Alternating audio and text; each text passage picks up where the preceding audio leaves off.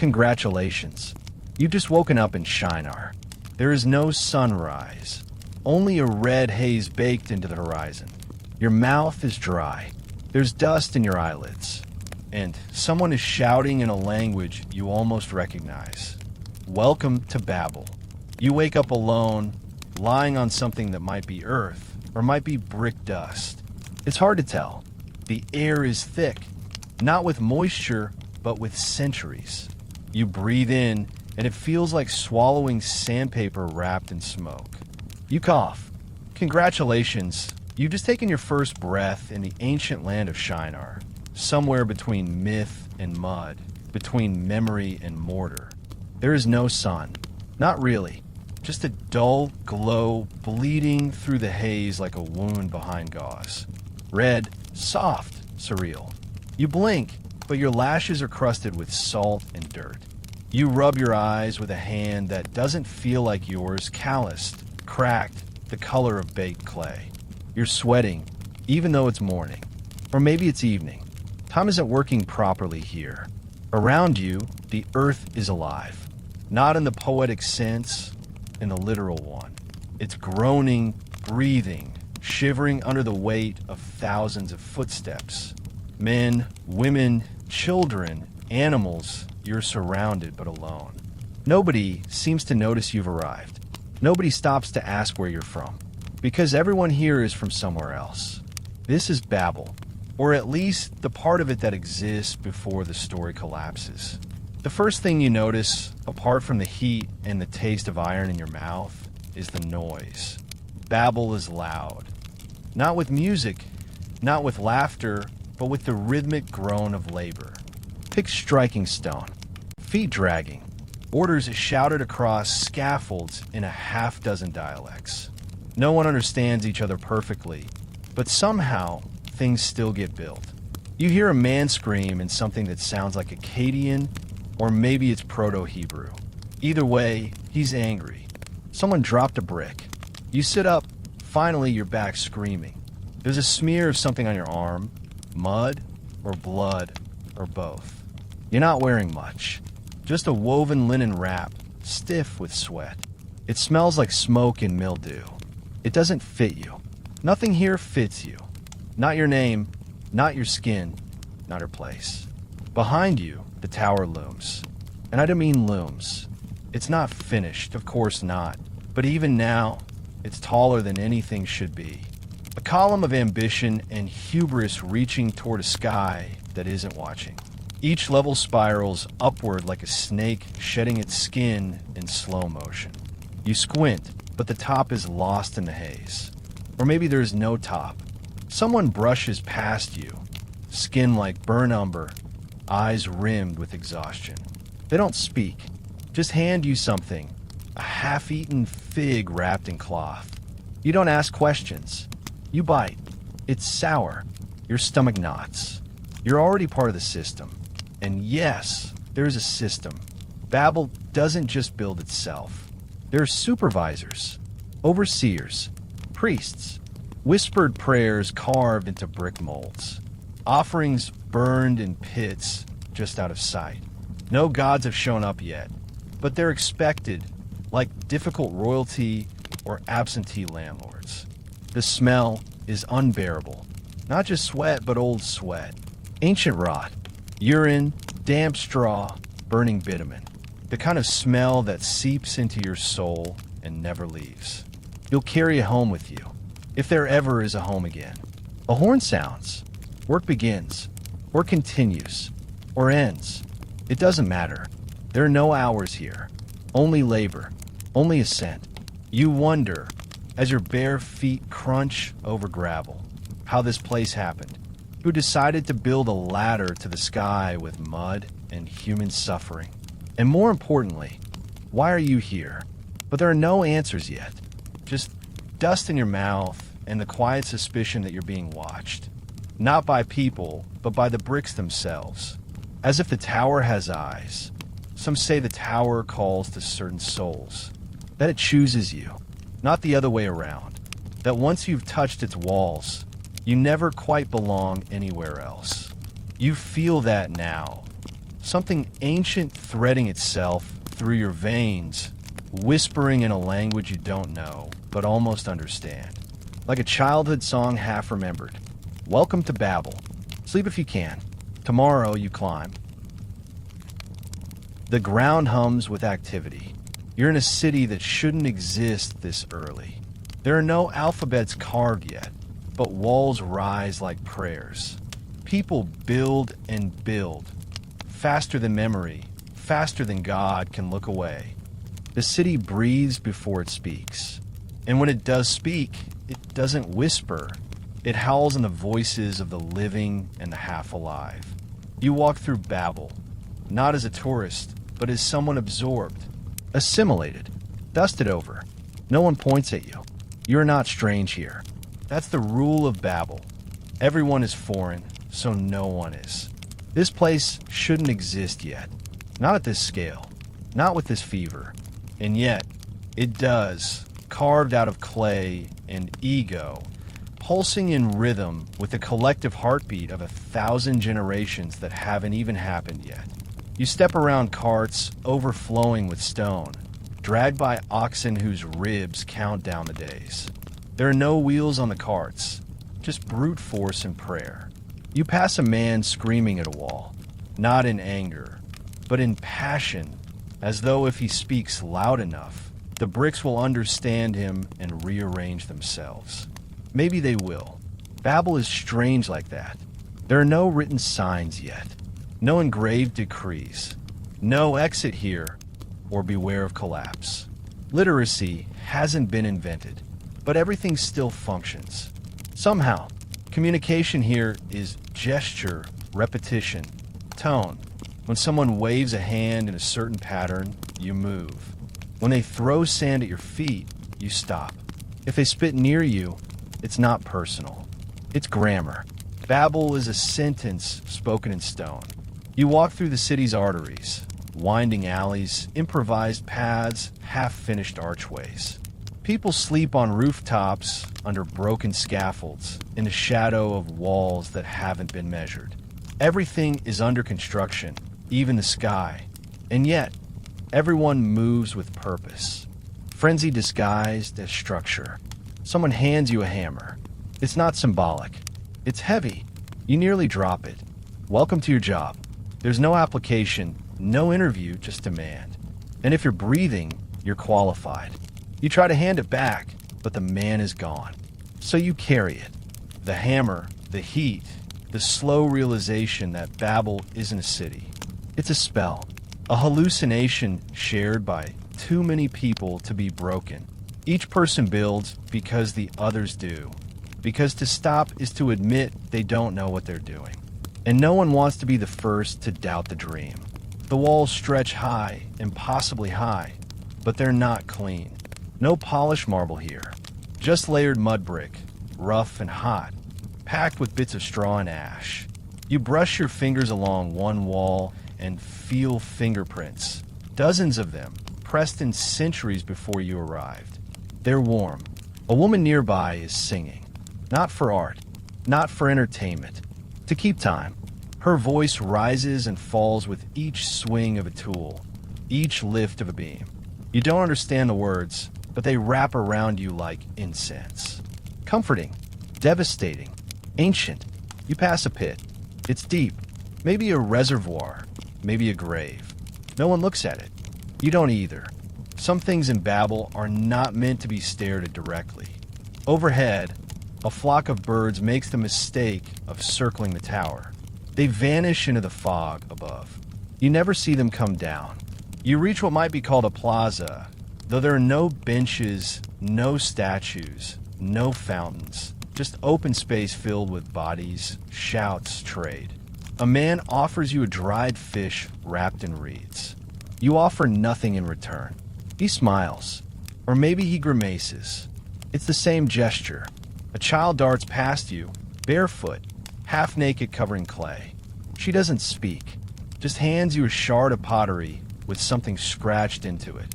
A symbol, a mark. She's gone before you can ask what it means. You stare at it. It looks familiar, like the shape of a star, or an eye, or a warning. You tuck it into your belt. It burns your skin. By now, your feet hurt, not from walking, but from standing still in Babel. Stillness is not permitted here. To stop is to rot. You keep moving. Someone once said that Babel was not a place, but an event, an ambition so loud it turned into geography. That feels true now. You look around and see no borders, no city gates, just endless construction bleeding into horizon. And through it all, the tower looms, not a centerpiece, but an infection. It spreads outward, downward, into the lives of those who feed it. You've never seen something so immobile and yet so alive. You press your hand to the nearest wall and close your eyes. It hums, faintly, like a heartbeat or a warning. The tower is listening, so you stay quiet. Sleep if you can, but don't forget where you are. You're in Babel now, and the bricks remember everything. No, that's not metaphor. The bricks are made of straw, sweat, and something darker. You step over a man who's collapsed in the heat. He's replaceable. Everyone is. The tower needs to rise. Your hands are next. You're handed a brick. It's still warm, fresh from the kiln, or maybe from the sun itself. It smells like scorched earth and wet animal. There's something sticky along the sides. You look closer. It's bitumen, yes. The black pitch that binds everything together. But there's something else, something metallic in the scent. Something too red. You don't ask. In Babel, questions are luxuries. And luxuries are for people who aren't expendable. You're led to a mound. Not a hill, not a temple, just a mountain of bricks. Thousands, maybe tens of thousands. You can't tell where they begin or end. They stretch into the horizon like a whisper that never stops. These bricks aren't cut from stone. There is no quarry. Only mud, shaped and baked by hand, one by people like you. Each one holds a name. Not literally. There's no inscription. But the weight, the heat, the grain, it tells a story. Of the person who molded it. Of the sweat that dried on its face. Of the blood that may have mixed into its clay when someone slipped or collapsed or was told to hurry. You carry one on your shoulder, then another, and another. Your bones scream. Your lungs hiss. The sun leans closer. A man beside you coughs, then doesn't get back up. Nobody moves to help. Someone steps over him, murmurs a half-blessing in a tongue you don't recognize, and keeps building. The foreman shouts. Word must not slow. The tower is hungry, and hunger is dangerous when it goes unfed. Bitumen binds the bricks, a tar-like substance that oozes and smokes, harvested from pits outside the city, places where the earth bleeds black and catches fire when angered. You've been warned not to get too close. Bitumen burns fast and deep, like Babel's ambition. Your hands are slick with it now. It coats your fingertips, your wrists, the creases of your palms. Your skin is no longer your own. You've become part of the material, a moving brick, a breathing scaffold. The rhythm of the work becomes hypnotic. Scoop, shape, bake, stack, repeat. Scoop, shape, bake, stack, repeat. And somewhere in that loop, you begin to forget. You forget the year, the reason. Even your name feels thin in your mouth. There is only the tower now. Babel speaks in the syntax of repetition. Every brick is a syllable. Every wall is a paragraph. You're writing a story, one you'll never read, for a God who may never listen. You see a child mixing clay. Her arms are too small for the bucket, but she does it anyway. Her eyes are swollen from smoke. Her mouth is a tight line. She doesn't cry. No one cries in Babel. There's no time. Tears waste water. Near her, a group of men lift beams with a groan that sounds more animal than human. Their backs curve permanently from the weight. You wonder how long they've been here. A year? A decade? A lifetime? No one marks time anymore. Clocks haven't been invented. Only fatigue. Occasionally, a priest walks by, daubing ash on the bricks with a whisper. He claims it's a blessing. You're not so sure. The air gets colder when he passes. Even the tower seems to pause. The bitumen splashes again. A man screams. He's burned from wrist to elbow. The foreman shouts. Another man takes his place before the echo fades. You wipe your forehead with a rag that used to be a tunic. It leaves a smear across your face. You taste it. Bitter, metallic, ancient. You think briefly about leaving, about walking away. But where would you go? The world beyond Babel is rumor, dust, myth. Here, at least, you have a task, a place, even if that place is beside a kiln that smokes like a dying god's lungs. Another brick is placed in your arms, heavier than the last. Your shoulders buckle. You brace your legs. You build, and build, and build, until you forget what sky used to look like. The bricks are endless, and so is your silence. Welcome to Babel. Sleep if you can. Tomorrow, your hands will bleed, and no one will notice but the bricks. Night in Babel isn't what you think it is. There are no stars, no crickets, no lullabies hummed in doorways, no gentle sigh of rest at the end of a long day. The sky may turn black, yes, but the darkness here is only a costume, a brief masquerade worn by the sun before it claws back up the horizon, laughing.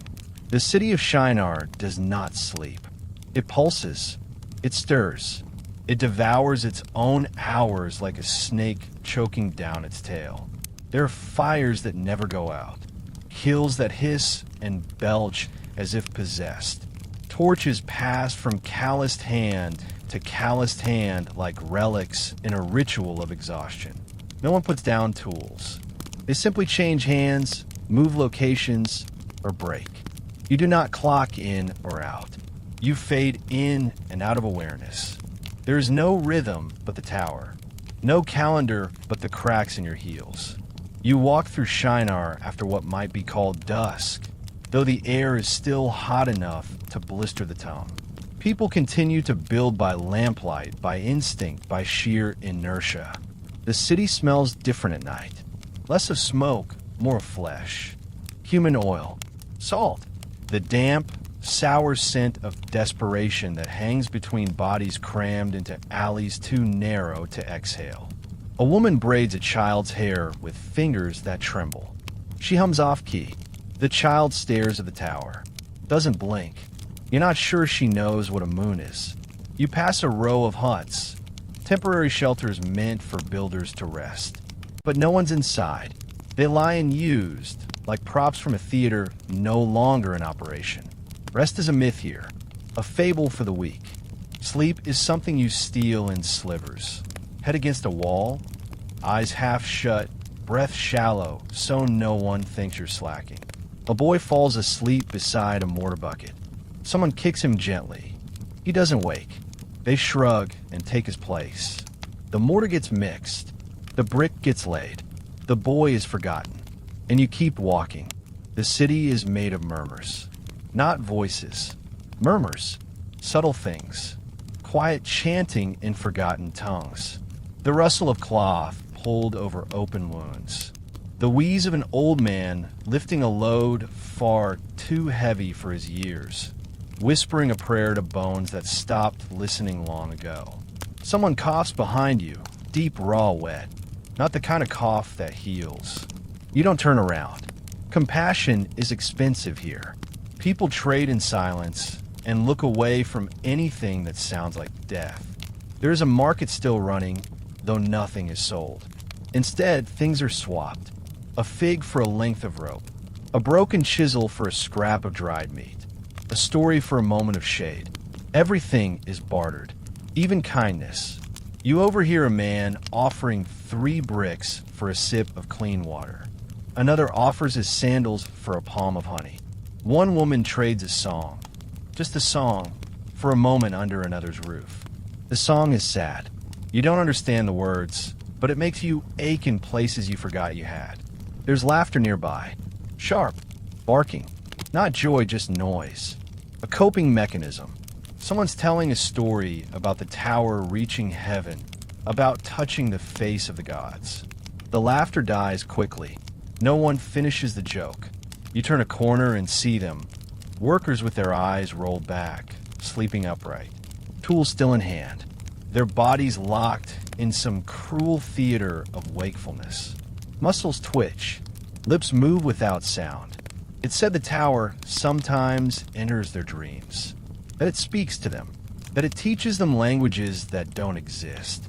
You step carefully past, and then, further along, in a courtyard of cracked stone and stale fire pits, you see a group sitting in silence around a large pot.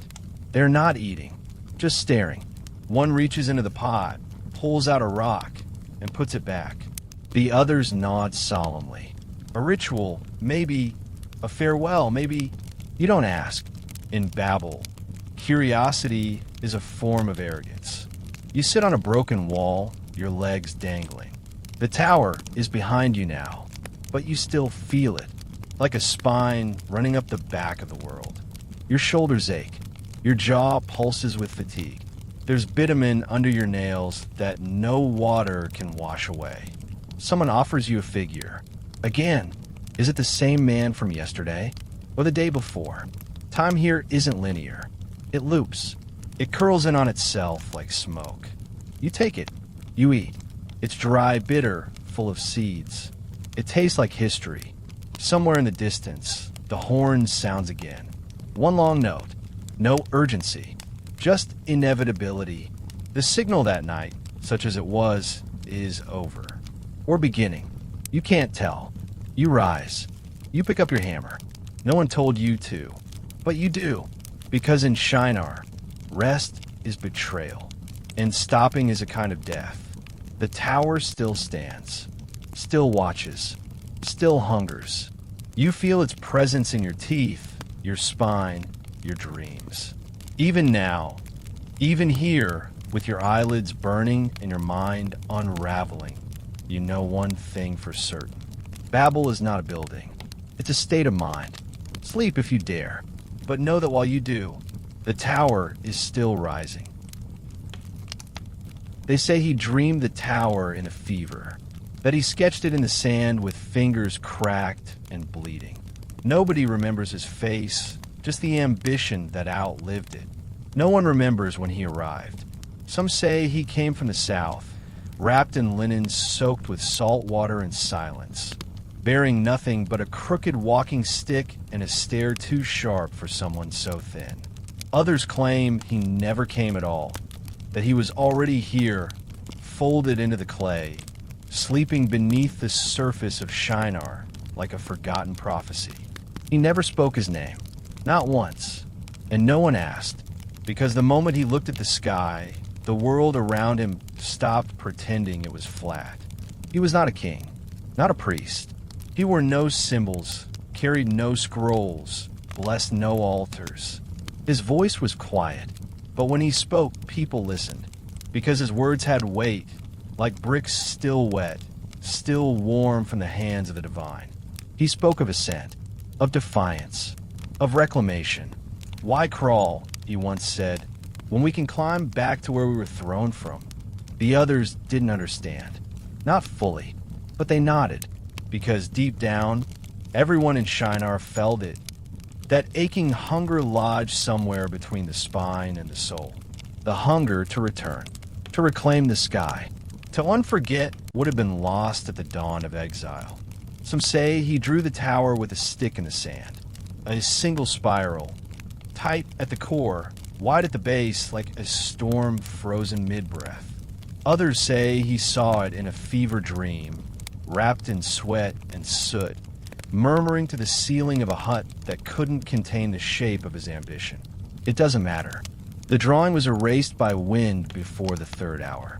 But the idea stuck. He called it nothing. No title, no label. Just height. Just stone over stone until the sky noticed again. Soon he was followed. Not through force, not through gold, but through gravity. The kind of pull only true visionaries possess. His silence became a kind of language. When he walked through the camps, people lowered their voices.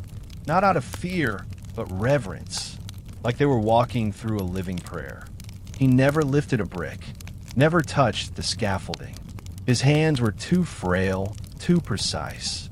But every beam, every level, every corridor twisted toward the sky followed his invisible blueprint. He built without parchment, without ink, only through eyes and gesture and the kind of silence that hums with command. The tower listened to him. Stone bent for him. The sky ignored him. At first. But fever does not burn forever. Even the greatest visions leave a body behind. One morning, he didn't appear. The workers waited and waited. The heat swelled. The bricks baked too long. The tools sat untouched in the sun. When someone finally entered his hut, it was empty. No footprints, no linens, just a shallow bowl of ash and a small spiral carved into the floor. Some say he walked into the desert and never stopped.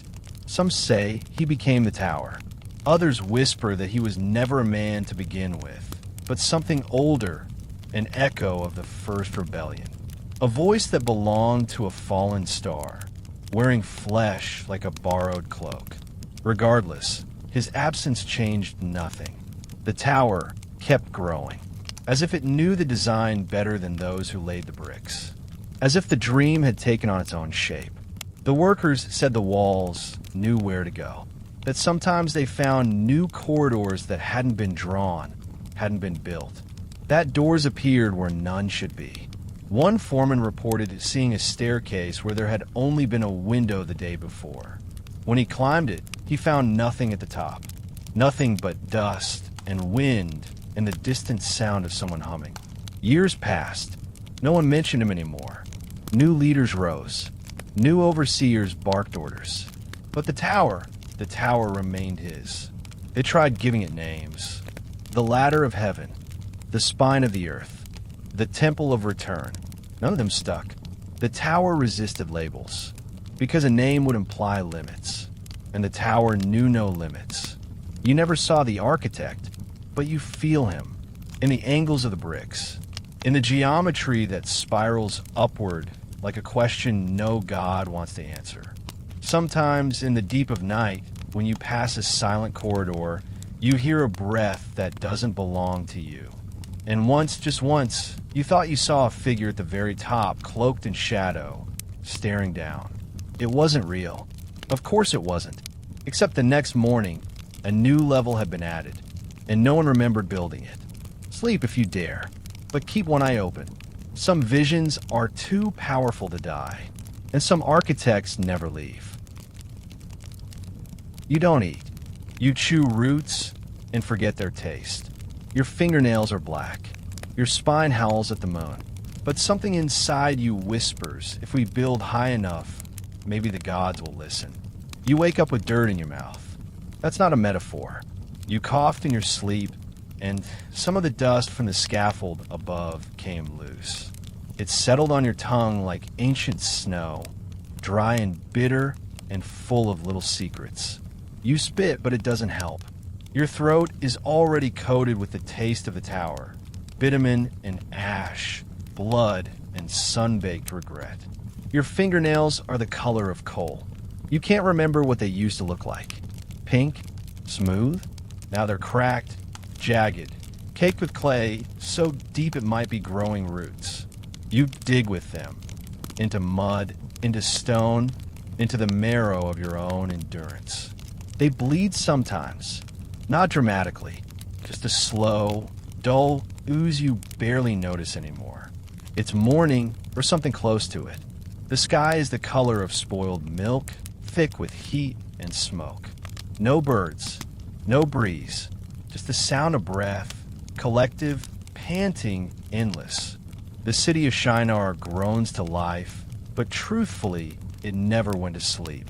You just briefly passed out beside a wall that still radiates the heat of yesterday's sun. You stretch your back and feel it scream. It doesn't pop, doesn't crack, it wails. The ache isn't in your muscles anymore. It's in your bones, in the hinge of your jaw, in the place between vertebrae where no hand can reach. You shuffle, not walk. You no longer own a stride.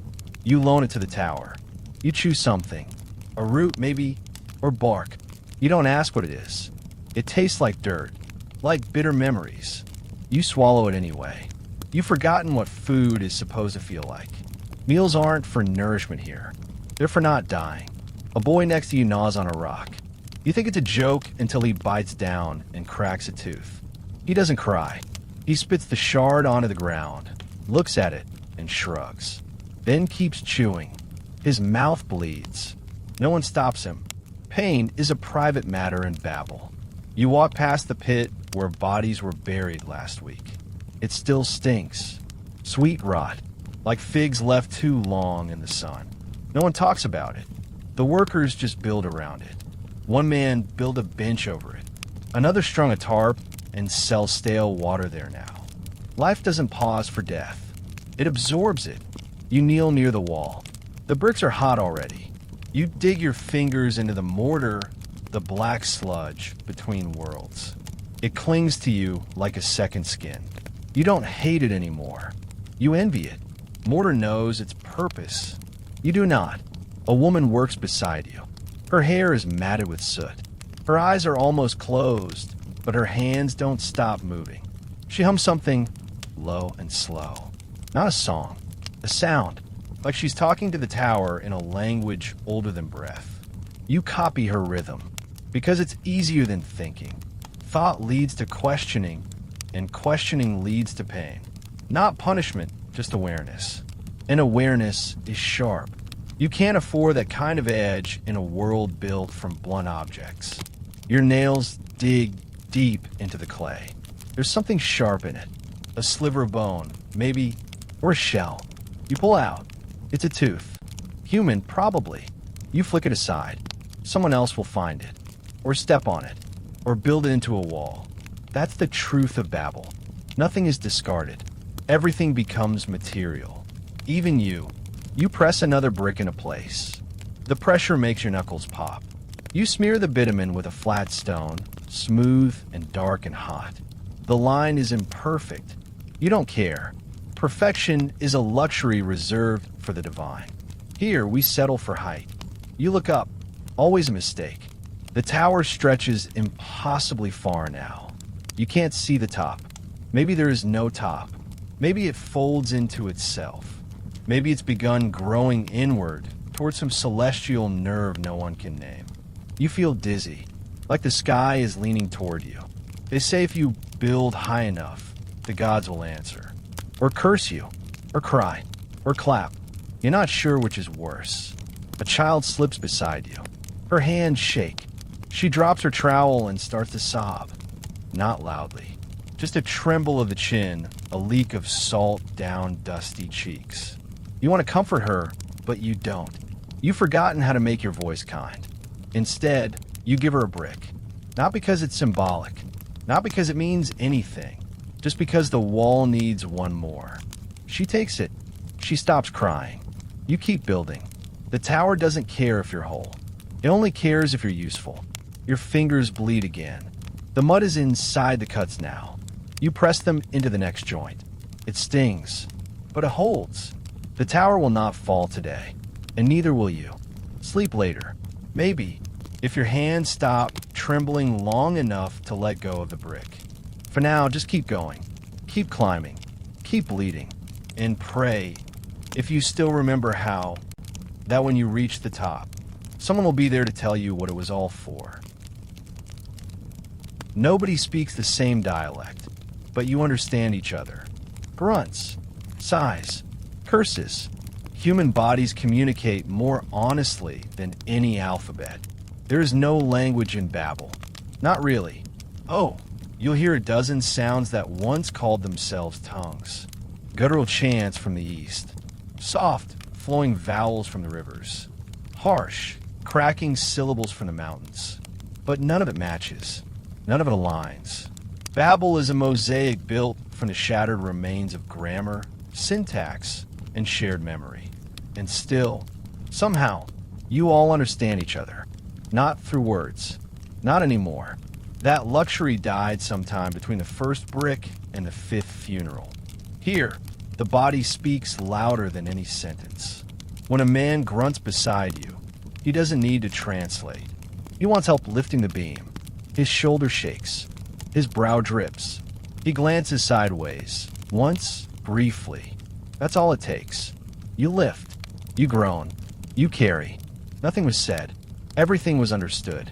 In Babel, sweat is a vocabulary. You learn to read it the way scribes read tablets. The rhythm of a man's breath tells you if he's about to collapse. The way someone wipes their forehead says how many hours they've worked. You can count a person's grief by the way they hunch when they think no one's watching. Words are brittle here, but effort is fluent. A woman passes you a chisel. Her palms are raw. You nod. She nods back. That's a full conversation. It says, I see you. I won't fail you. Let's not die today. You used to speak fluently back wherever back was. You had opinions. Favorite words. A voice. Now your throat is dry. Your tongue's slow. You don't remember what your first language was. You don't need it here. You've learned a new one. One carved from breath and gesture and the occasional scream. Because screaming, too, is universal. Sometimes you hear a shout from high above, where the scaffolds sway like reeds in a storm. A man slips, or gets crushed, or simply vanishes into the dust. The shout echoes down through the tower like a cracked bell. No one answers, but everyone hears it. That, too, is communication. The tower has its own dialect, one made of creaks, groans, and soft moans of shifting stone. It speaks in tension, in weight, in the tremble beneath your soles. Sometimes it murmurs a warning, and you stop without knowing why, just in time to avoid a collapse. You think, did you speak to me? Then you shake the thought away. Only madmen believe the tower is alive, but you all listen to it anyway. On one of your shifts, you're paired with a man from somewhere west. His accent is thick. He tries to talk to you. Names, questions, curses. You don't reply, not out of rudeness, but because the words are useless. After a while, he stops. He simply points, lifts, breathes. You learn more about him in 2 hours of labor than you could have in 2 weeks of conversation. He's slow but careful. He favors his left knee. He hums when focused. He clenches his jaw when tired. When he leaves, he touches your shoulder once, briefly, like a prayer left unfinished. And just like that, you miss him. That's the cruelty of Babel. You bond without speaking, and then lose each other without warning. There's no goodbye, no see you tomorrow, just absence, thick as smoke. You fill the space with another brick. You learn new expressions. A glance that means watch your footing. A snap finger that says more mortar. A hiss breath that means someone's coming. Look busy. Your hands become your tongue. Your eyes, your pen. At night, when your limbs finally give out and you collapse beside a wall still warm from the day's sun, your dreams are silent, but full. You see faces, gestures, the curve of a spine lifting a beam, the delicate flick of fingers smoothing clay. You wake remembering not words, but movements, as if your body continues speaking while your mind sleeps. And then you remember, this was the curse, wasn't it? Not the tower, not the sky, but this unraveling of language, the breaking of tongues, the confusion that grows like mold between people who once understood each other. Some say it was punishment. Others say it was protection. You're not sure anymore. All you know is that when you touch another hand here, when you lift, drag, breathe, bleed together, something ancient is rebuilt in the absence of speech.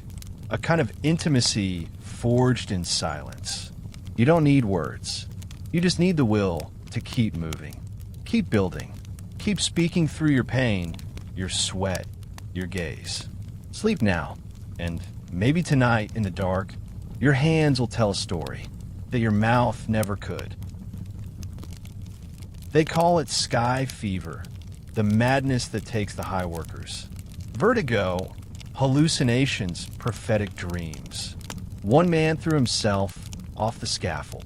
They say he saw heaven before he fell. It starts small, a lightness in the skull, a flicker in the periphery.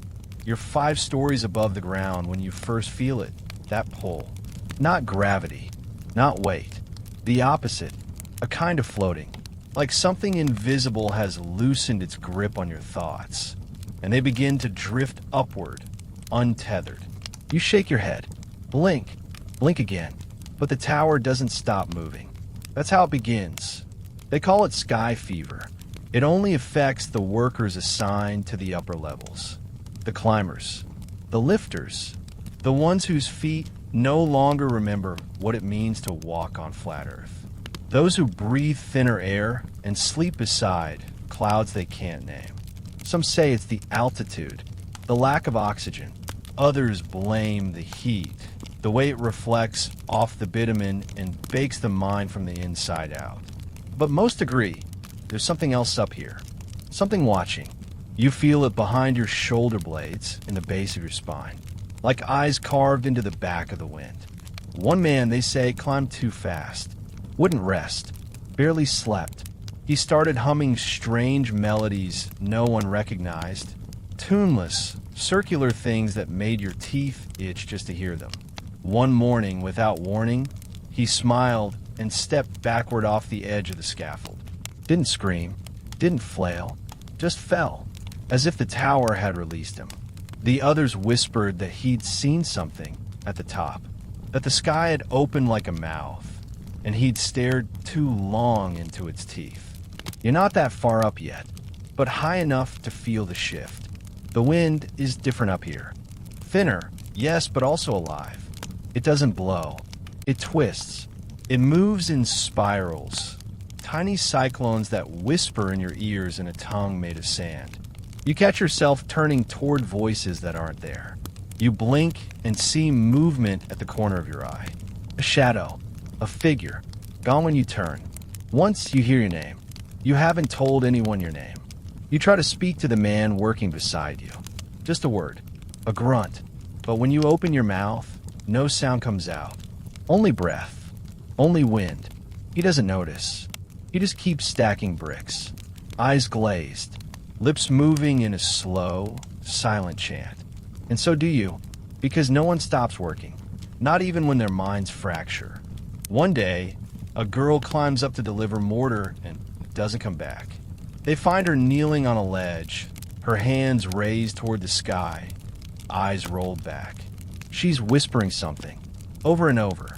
No one knows what it means, but someone writes it down. The priests come later. They don't say anything, but they take the stone she'd carve her message into.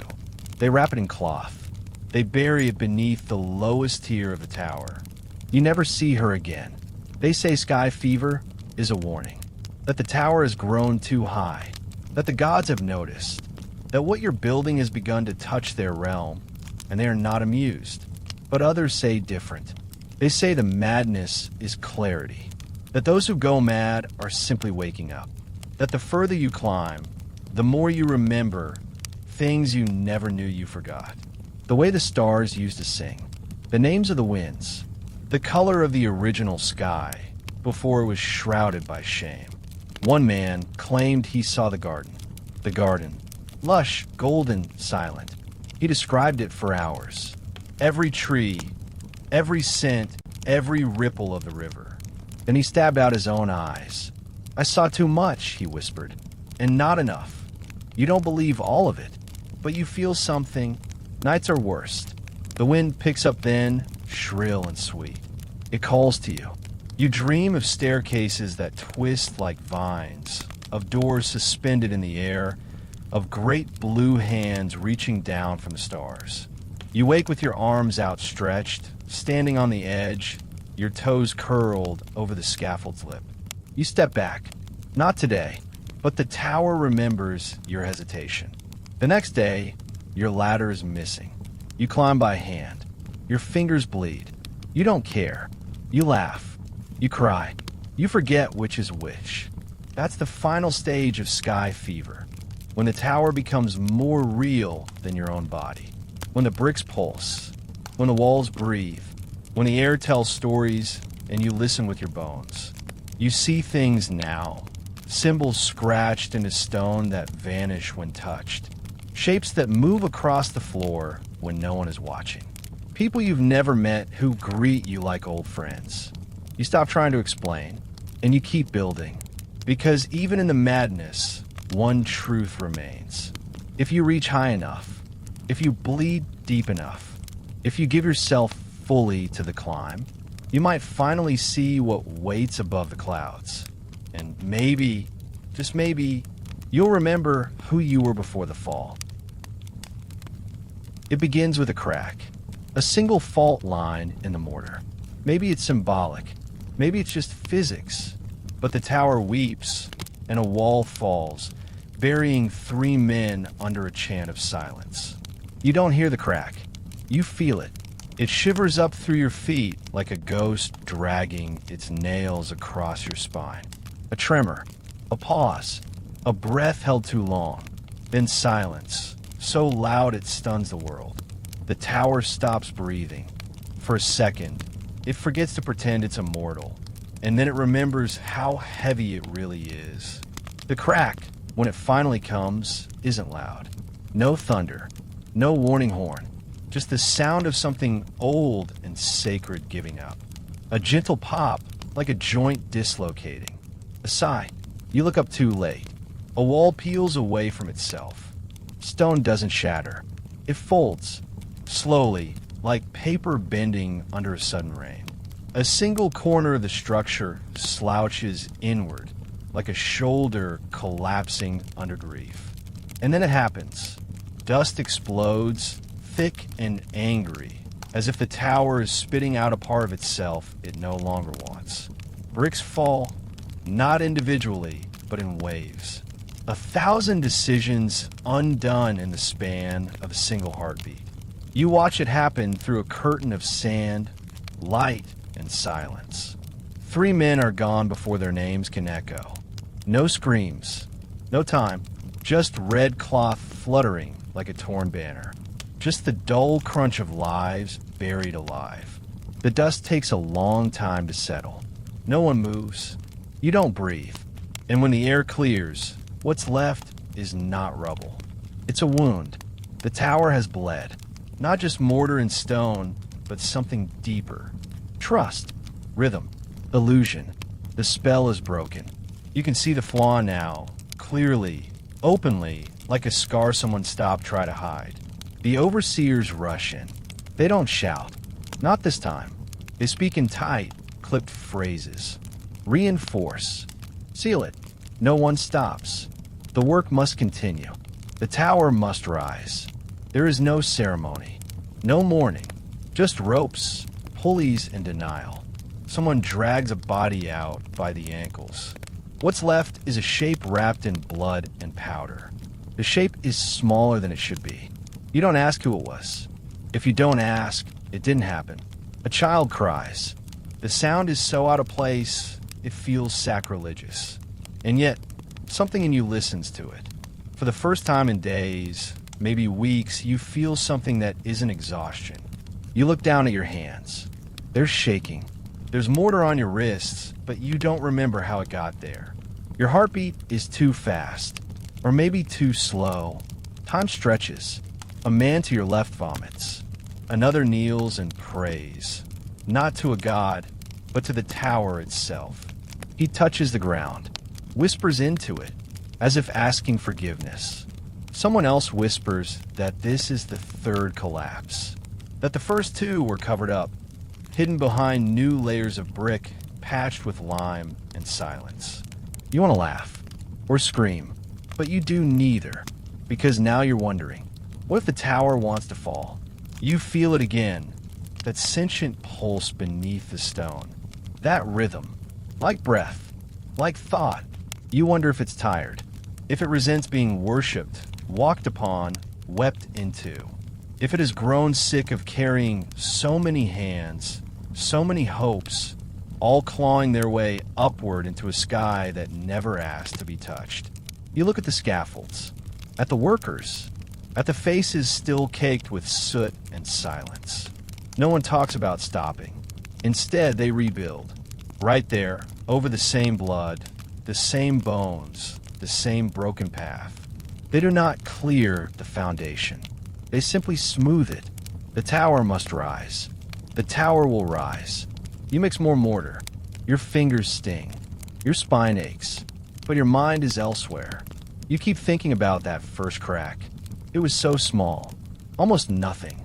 And yet, it brought down a part of the tower no one believed could fall. You wonder how many more cracks are hiding in the stone. Quiet, patient, waiting. And you wonder if you'll be standing beneath one when it decides to speak again. Sleep now if you dare. But remember, what rises with pride often listens closely for the sound of its own undoing. He doesn't appear often, but when he does, the air gets heavy. Nimrod, the hunter, the king who defied heaven with bricks. Some say he wanted to climb into God's throne. Others say he just hated limits. You see him before you know it's him. The air thickens. The crowd parts subtly, instinctively, like dust blowing away from the mouth of a tomb. No horn is sounded. No herald cries out. Just a slow hush, like the city of Shinar remembering how to hold its breath. And then there he is, not taller than the rest, not cloaked in gold, no jewelry, no throne carried by slaves. Just a man with eyes like molten dusk, a jaw carved from the will of stone, and a gaze that bends the heat around it. You don't look at Nimrod. You glance at him, and even that feels like trespass. He walks the length of the tower's base, slowly, deliberately, not as a ruler admiring his domain, but as a hunter stalking a creature he hasn't finished wounding. His hands are behind his back. His feet don't stir dust. His shadow moves independently of the sun. They call him Nimrod. The name carries weight. In some mouths, it is awe. In others, mockery. In whispers, it's prophecy. In curses, it's fear. No one agrees on where he came from, only that he became. That's somewhere between spear and sentence. He decided the sky had gotten too quiet. Some say he was born of angels, half man, half thunder. Others say he killed the gods of his youth, then buried their names beneath the foundation of Babel. One woman told you in a hush that Nimrod never sleeps, that he walks the tower each night, counting bricks backward, looking for the flaw that might bring the whole thing down. You believe her, because when he passes, the tower shifts. Not visibly, not structurally, but spiritually. The walls tighten, the stones tremble in place, as if they recognize their master or their rival. He doesn't shout, doesn't need to. Orders are obeyed before they're spoken. The workers straighten, eyes lower, hammers strike more precisely, more nervously. You feel it in your chest, that ancient tension like the space between lightning and thunder. He doesn't demand loyalty. He simply is, and that is enough. The priests say he's blessed. The builders say he's cursed. The ones who've spoken to him directly say nothing at all, as if his voice left marks behind their ears, etched into their skulls where no one can see. One story says he stared at the sun once, unblinking, until it flickered. Another says he once shot an arrow into the sky and laughed when it came back bloody. You don't know what's true. Truth in Babel is soft clay. It holds shape only until someone more powerful molds it. But you watch him as he inspects the base, as he runs his fingers along the newest bricks, as he whispers to the stone, not with reverence, but with expectation, like a father training a child, or a general testing a weapon. He pauses near the site of the collapse, where 3 men were buried. He doesn't flinch, doesn't speak. He kneels, presses one palm to the ground, and closes his eyes. The city stops moving. You don't know how long it lasts. Seconds? Minutes? A lifetime? When he opens his eyes again, the air is colder. Your hands shake. You realize you've been holding your breath. Around you, others begin to cough, to shuffle, to blink, as if waking from a spell. Then he stands, walks on. The moment ends, but his shadow remains. It clings to the stone, lingers in corners. Even after he's vanished beyond the scaffolds, the weight of him stays. A presence felt in the way birds refuse to land, in the way the wind silences itself near the tower's base. Some say Nimrod's ambition isn't to reach the gods, it's to replace them. That the tower is not a bridge, it's a throne. One still being sculpted, one built not of humility, but defiance. You believe that too, because when you sleep, you dream of his eyes, of stone floors turning to mirrors, of yourself walking higher and higher, only to find Nimrod already standing there, waiting, always one step ahead, always taller, always listening. And in those dreams, he speaks, not in language, not in sound, but in intent. He wants the sky to kneel, and you're helping him build the altar. Sleep if you can, but don't be surprised if you wake up whispering his name. You hear her before you see her, humming lullabies in a tongue no one names. Her voice coats the bricks. Some say her songs hold the tower up. Others say she is the tower, dreaming herself into stone. You hear her long before you ever see her. Not clearly, not directly, not like you hear other things in Babel. Screams, commands, the snap of ropes, the thunder of stone against flesh. No, her sound comes differently, like mist rising up from the cracks between bricks, like steam from water you forgot was boiling. It begins as a hum, low, fluid, without rhythm. Not a song, not yet, just sound, warm, steady, wordless, and it travels, down corridors, around scaffolds, through the breath of workers who don't even notice they're listening. It passes through you one morning while you mix bitumen, and for a moment you forget where you are. Your hands keep working, your chest aches, but your mind floats above it all, drifting toward that voice. You ask a foreman later who it is. He spits. The madwoman, he says, then mutters something about superstition. She sings to bricks like they're children. Ignore her. Keep building. But you don't. You ask again. Another worker tells you a different name. Ashara. Or Asha. Or maybe it was Shira. The names blur. She's always there, but never in the same place twice.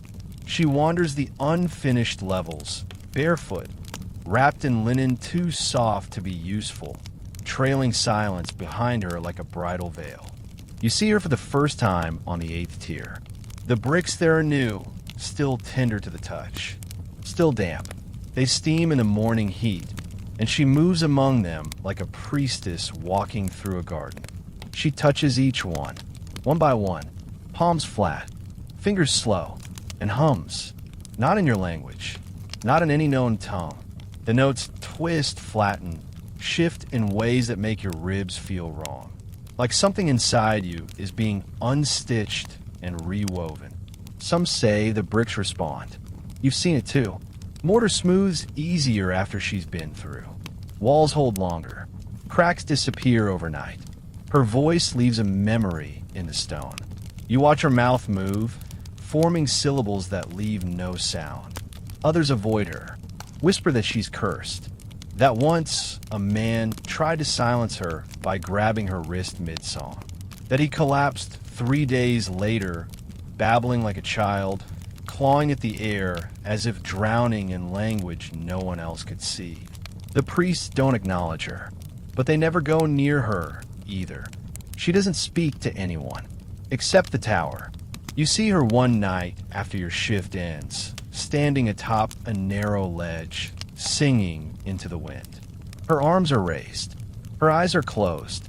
The sky is ink black, but the moon glints off her shoulders like silver water. You stop, breathless. She doesn't fall. She belongs up there, like a statue carved from breath and memory. And suddenly, you wonder if she is the tower, If every brick remembers her touch, if every spiral, every stair, every impossibly balanced beam is a part of her body, stretched upward through time, you find yourself humming her melody later when no one's around. It sticks, lodges behind your ribs, a phrase that has no beginning and no end. The song isn't beautiful, not in the way music usually is. It's raw, crooked, full of grief, and yet it soothes something in you that has been screaming since the day you arrived. You start to notice strange things. When she passes, children stop crying. Workers breathe easier. A crack you saw yesterday is gone today. You're not sure she repairs things, just that somehow, in her presence, things hold. Some say she's a ghost, that she died long ago and never left, that she's the soul of a woman buried beneath the first layer of stone. Others say she's a prophet, that the tower gave her a voice, and she's using it to keep the whole thing from remembering how to fall. You don't care what she is, because when you're near her, you don't think about falling. You don't think about the weight. You only think about sound and breath and how strange it is that something so broken can still carry a song. You see her once more, days later. She's kneeling beside a shattered column, humming softly to a cracked brick as if it were a child with a fever. Her palms glow with heat. Her eyes are distant. You ask her, finally, too quietly for courage, too loud to take back, "What are you singing?" She doesn't look at you. She just smiles faintly and says, something the stones already know. Then she walks on, and the brick beneath her hand never cracks again. Sleep if you can, but if you hear her song in your dreams, don't cover your ears. She's not haunting you. She's holding you together. One night, the moon slides sideways. It's subtle, but unsettling. Birds fly backwards. Men forget their names.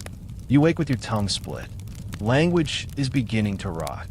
It happens on a night so still it feels carved from glass. The heat has not broken, but the wind has vanished. The torches burn without flicker. The animals stop making noise. And the tower, so often groaning, cracking, breathing, goes silent. Completely. Like it's holding its breath. Like it knows something is coming. You're lying flat on a layer of warm bricks. Your limbs heavy with the kind of fatigue that borders on the spiritual. When someone near you whispers, "Look at the moon." You almost don't. You almost roll over and choose sleep. But the tone in their voice, dry, cold, not fear, but certainty, draws your gaze upward. And there it is. The moon.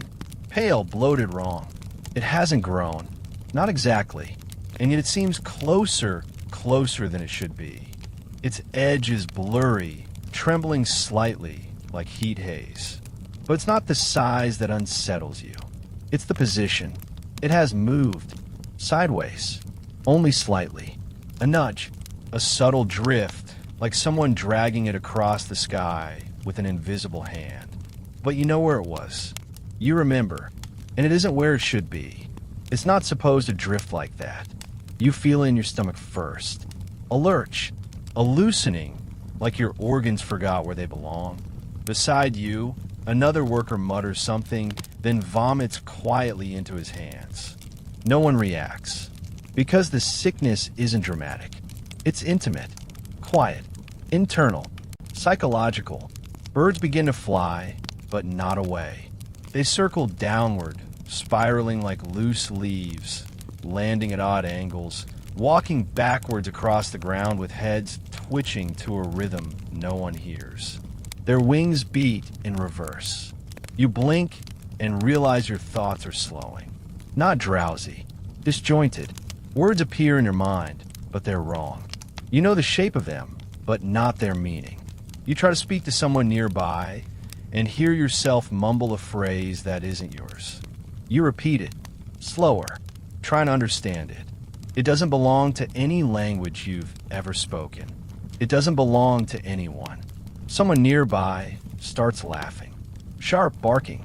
Not because something's funny, but because something has broken. The man beside you is repeating his name over and over. Then he stops and looks at you like he doesn't remember who you are or who he is. You run, not far, just to move, to remind yourself of direction, of gravity. But the tower leans differently tonight, not in structure, in intention. You pass a column that wasn't there yesterday. You swear the stairwell has moved 2 paces to the left. You climb a level and the wind hits you, not from above, but from below. Up is unraveling. You try to write something, a word, a mark, anything. Your hands forget the shapes. Your tongue aches. You taste copper. You spit. The saliva is dark. And your tongue, it feels wrong. Swollen. Split. You press 2 fingers into your mouth and feel the line. A ridge. A divide. Like your tongue is parting. You scream. Or try to. The sound that comes out is thin and high. Like the wind squeezing through a hole in the world. You collapse onto the bricks and look back up at the moon. It is smiling now. Not literally. Of course not. But its face, the texture of it, shadowed and cratered, seems curled in something almost joyful. Like it's watching the tower and enjoying what it sees. The priests say nothing the next morning, but they walk through the camps with bowls of ash, smearing it on foreheads, on bricks, on doorposts. Old rituals revive from forgotten scrolls. They chant, but no one translates. One worker has lost the ability to speak entirely.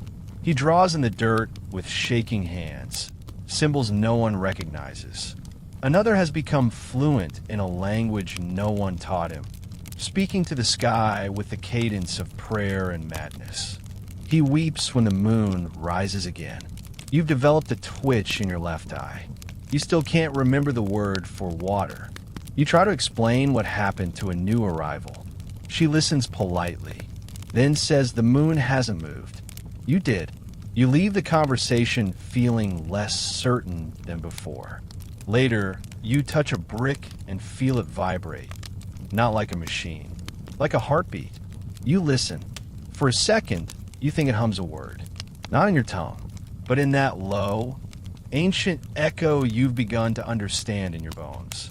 It says, soon, and then it is silent again. Sleep if you dare, but if you dream tonight, don't look up. If the moon turns to face you, close your eyes. Don't look too closely at the walls. They remember every death, every broken body, every whisper of betrayal is baked into the mortar. You can hear them breathing if you press your ear to the stones. They told you, early on, don't stare at the walls too long. Not because they're cursed, not because they'll bite, but because eventually you'll start to see what's in them. And once you see, you don't stop seeing. The tower is built from mud, straw, bitumen, and other things. That's what they say when they don't want to say it outright. Other things. A phrase that tastes metallic, just to say. A phrase that smells like old sweat, blood-soaked linen, and something sharp beneath your memory. But now you know better. You've seen it. You've touched it. You've worked with it. You've bled into it. You were repairing a fracture in the northeast stairwell. Routine work, smoothing over a jagged seam where 2 bricks had split and your trowel hit something hard. Not stone, not wood, not metal. It clicked. You scraped away the dry mortar. And there it was. A tooth. Still white despite the dust. Still perfect. Small. Human. Too small for an adult. You held it in your palm. Your breath stopped. It didn't feel lost. It felt deliberate. Planted. A part of the structure. You didn't tell anyone. You just put it back and covered it. That night, you couldn't sleep. Not because of guilt. Not even because of fear. But because once you knew, once you finally understood, every wall around you became louder. Yes, louder. Not in sound. In presence. In pressure. You'd lean against a column and feel it pulse faintly, like a creature dozing. You'd walk through a corridor and swear you felt it watching, somehow, despite its lack of eyes. And then one day, you press your ear to the stone. You don't know why. Maybe you just needed to know. Maybe it was curiosity. Maybe it was something deeper, something the tower wanted you to do. What you heard wasn't clear. It wasn't words, but it wasn't silence. It was breath, low, long rattling, like something old and buried, still dreaming beneath the weight of centuries. Others have seen more. A man on the 11th tier swears he saw a jawbone embedded in the inner wall. He touched it. It was warm. He ran down the stairs and never came back. A girl found a rib poking from a collapsed wall like a twig in wet clay. She pulled it loose. It crumbled in her hands. She didn't speak for 3 days after. But no one talks about the femur they used to shore up the western archway, or the spine curved like a question mark beneath the 6th staircase, or the fingers, small, curled, pressed together, still reaching upward, still building. Because the truth of Babel is this: it is not merely built by the dead, it is built of them. Every accident, every fall, every worker crushed, buried, forgotten, none of them were removed. Why waste the body when the body could still serve? You once watched a priest bless a brick before it was set. He whispered the name of a man who had died the day before. You asked what he was doing. The priest smiled and said, giving him purpose. And suddenly, you saw it. The tower as a living memorial. A graveyard with ambition. A cathedral made of remains. The bones make it stronger, they say. The teeth help the mortar hold. The blood dries into iron. And the breath. The breath stays, trapped between the layers, pressed in like a last prayer. Sometimes, when you walk alone late at night, you hear murmurs through the cracks. Not words, not screams, just murmurs. Hushed, frantic, rhythmic, like lullabies gone wrong. Some say they're echoes. Others say they're warnings. You no longer care what they are. You only care that they're real. One morning, a new worker asks where the materials come from.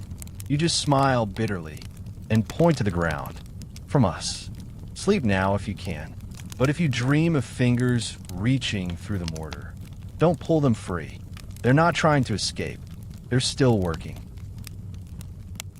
She paints in silence. Murals of floods, serpents, burning gardens. No one knows who sent her.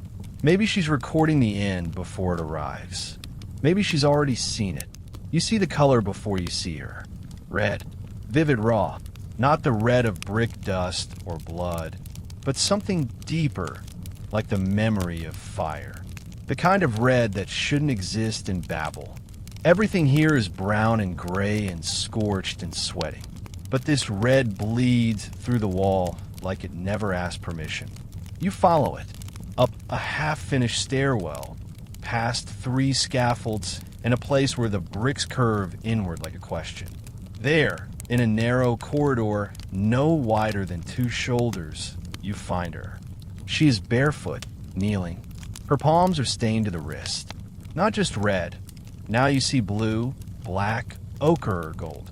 Colors you haven't seen in months. Colors you forgot existed. And she is painting, not with a brush, with her fingers. She moves slowly, methodically, dipping into a bowl beside her, dragging pigment across the stone with the care of someone sealing a wound. You watch her work in silence.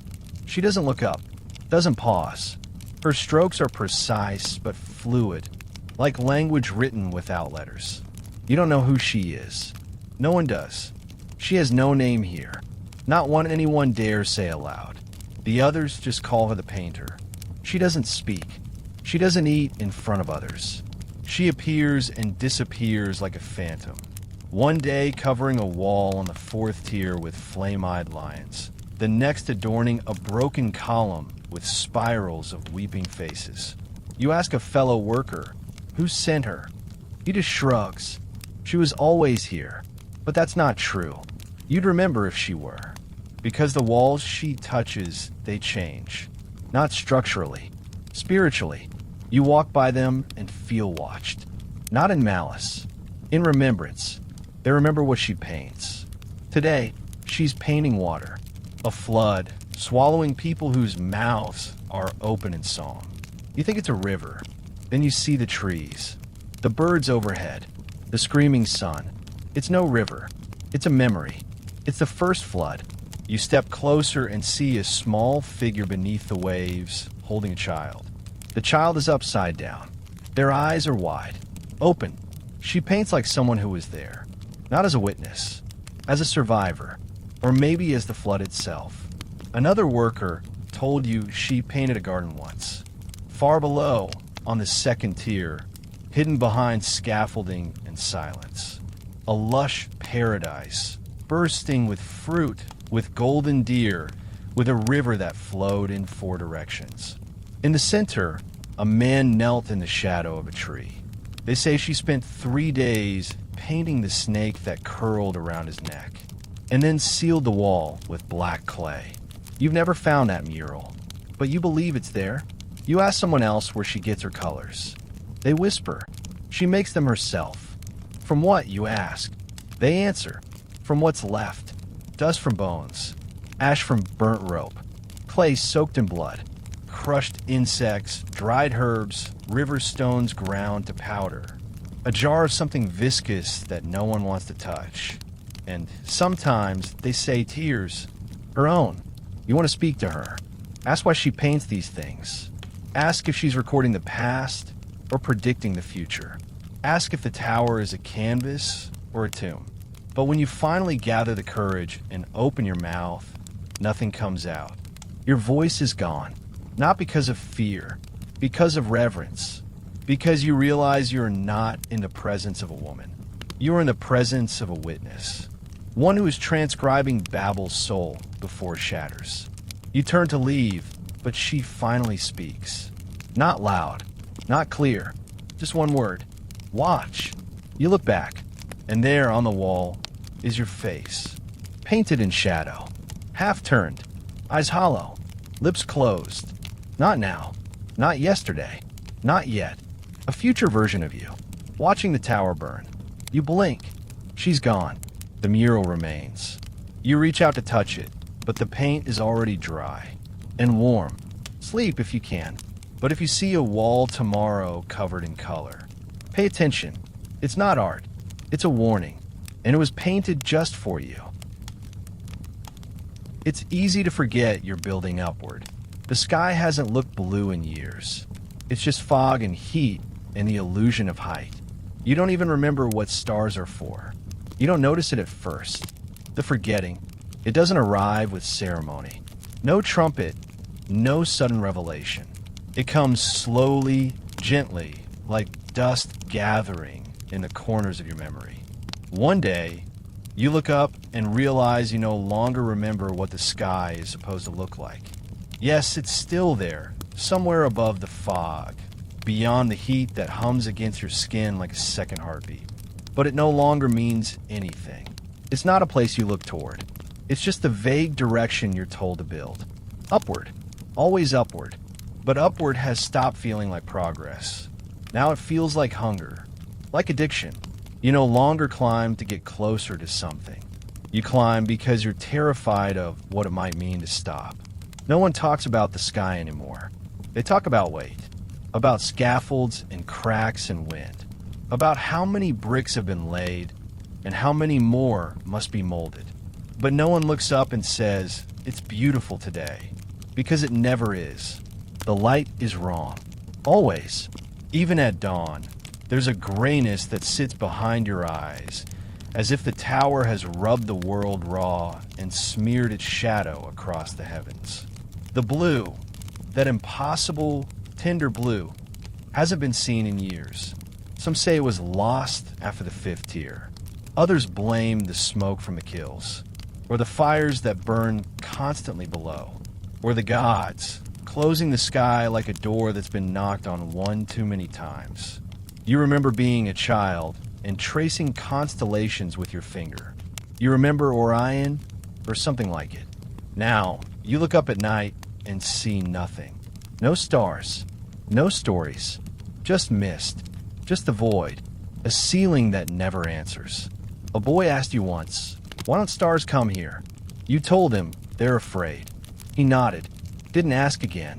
Sometimes, late at night, when the air thins and your thoughts grow strange, you dream that the sky was once a mirror, that it reflected not light but memory, that once we knew who we were because the sky reminded us. Now it's just distance. You climb higher, but the higher you climb, the smaller the world below becomes. The people blur, the fields vanish, the desert forgets you. It's not transcendence, it's erasure. There's a word for this in one of the old languages, aphelion, the moment a body is furthest from the sun. You feel it now, emotionally, spiritually, geographically. You're the furthest you've ever been from warmth, from meaning, from origin. The sky should be majestic, infinite, but here it's just absent. You don't know if it's above you anymore, or if it's something the tower pushed away. You overheard a worker say, "The higher I climb, the heavier my soul feels." Another whispered, "Maybe we've already passed the sky." That thought stays with you. What if the tower already pierced heaven?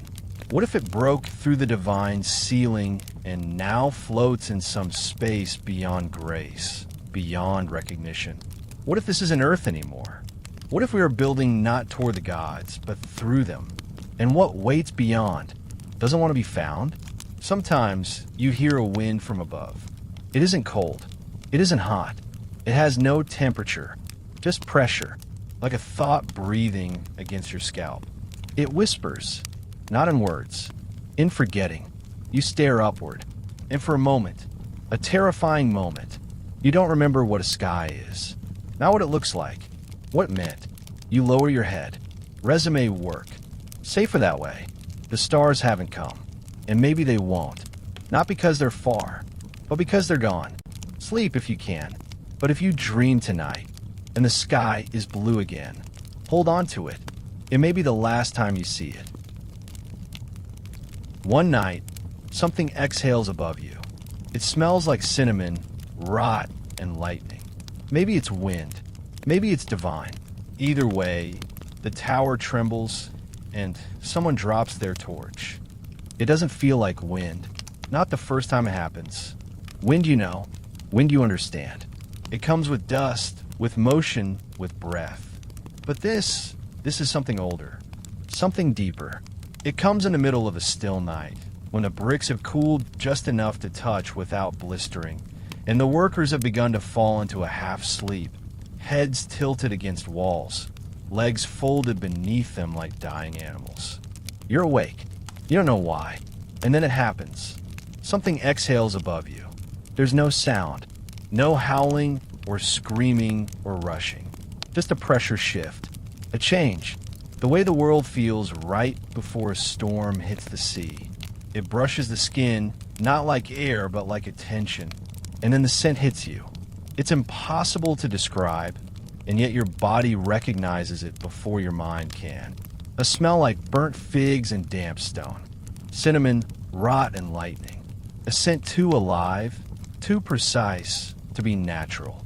It smells like memory, and warning, and something sacred that should have stayed buried. You inhale it fully before your instincts catch up and tell you not to. Too late. Behind you, someone drops a torch. Not because they were clumsy, but because their fingers forgot how to hold. The flame rolls along the stone floor, then fizzles out as if choked. The silence grows teeth. You look up, and for the briefest moment, the fog above parts. Just a slit, a seam, like something is opening its mouth behind the sky. You see no stars, no light, just a vast, throbbing dark, as if the world has grown lungs, and tonight, it's breathing back. The tower groans, not in collapse, in recognition. Someone behind you mutters a prayer. Another person laughs, dry, hysterical, terrified. No one moves. Then the pressure intensifies. The bricks around you hum, almost imperceptibly, but enough to feel in your teeth. You press your palms to the stone. It's warm, like a fevered child, like blood rising beneath flesh. It isn't wind, it's breath.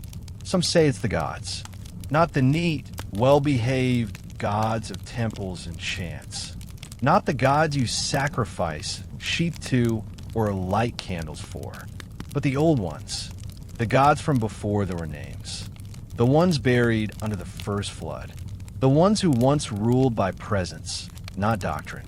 It makes sense, you think. Babel is old enough to wake old things. You climb higher the next morning, not because you're ordered to, but because part of you needs to know if whatever exhaled is still watching. The bricks are different today, sweating almost, as if they too felt it, as if the tower itself is nervous. The priest says nothing during the morning blessing, just smears ash on your wrist and moves on. Later, you see him staring up at the clouds, lips moving silently, eyes wide with a kind of childlike terror you've never seen in a man that holy. At lunch, someone says they heard voices last night in the breath, a language that spoke directly into the blood. No words, just meaning, just command.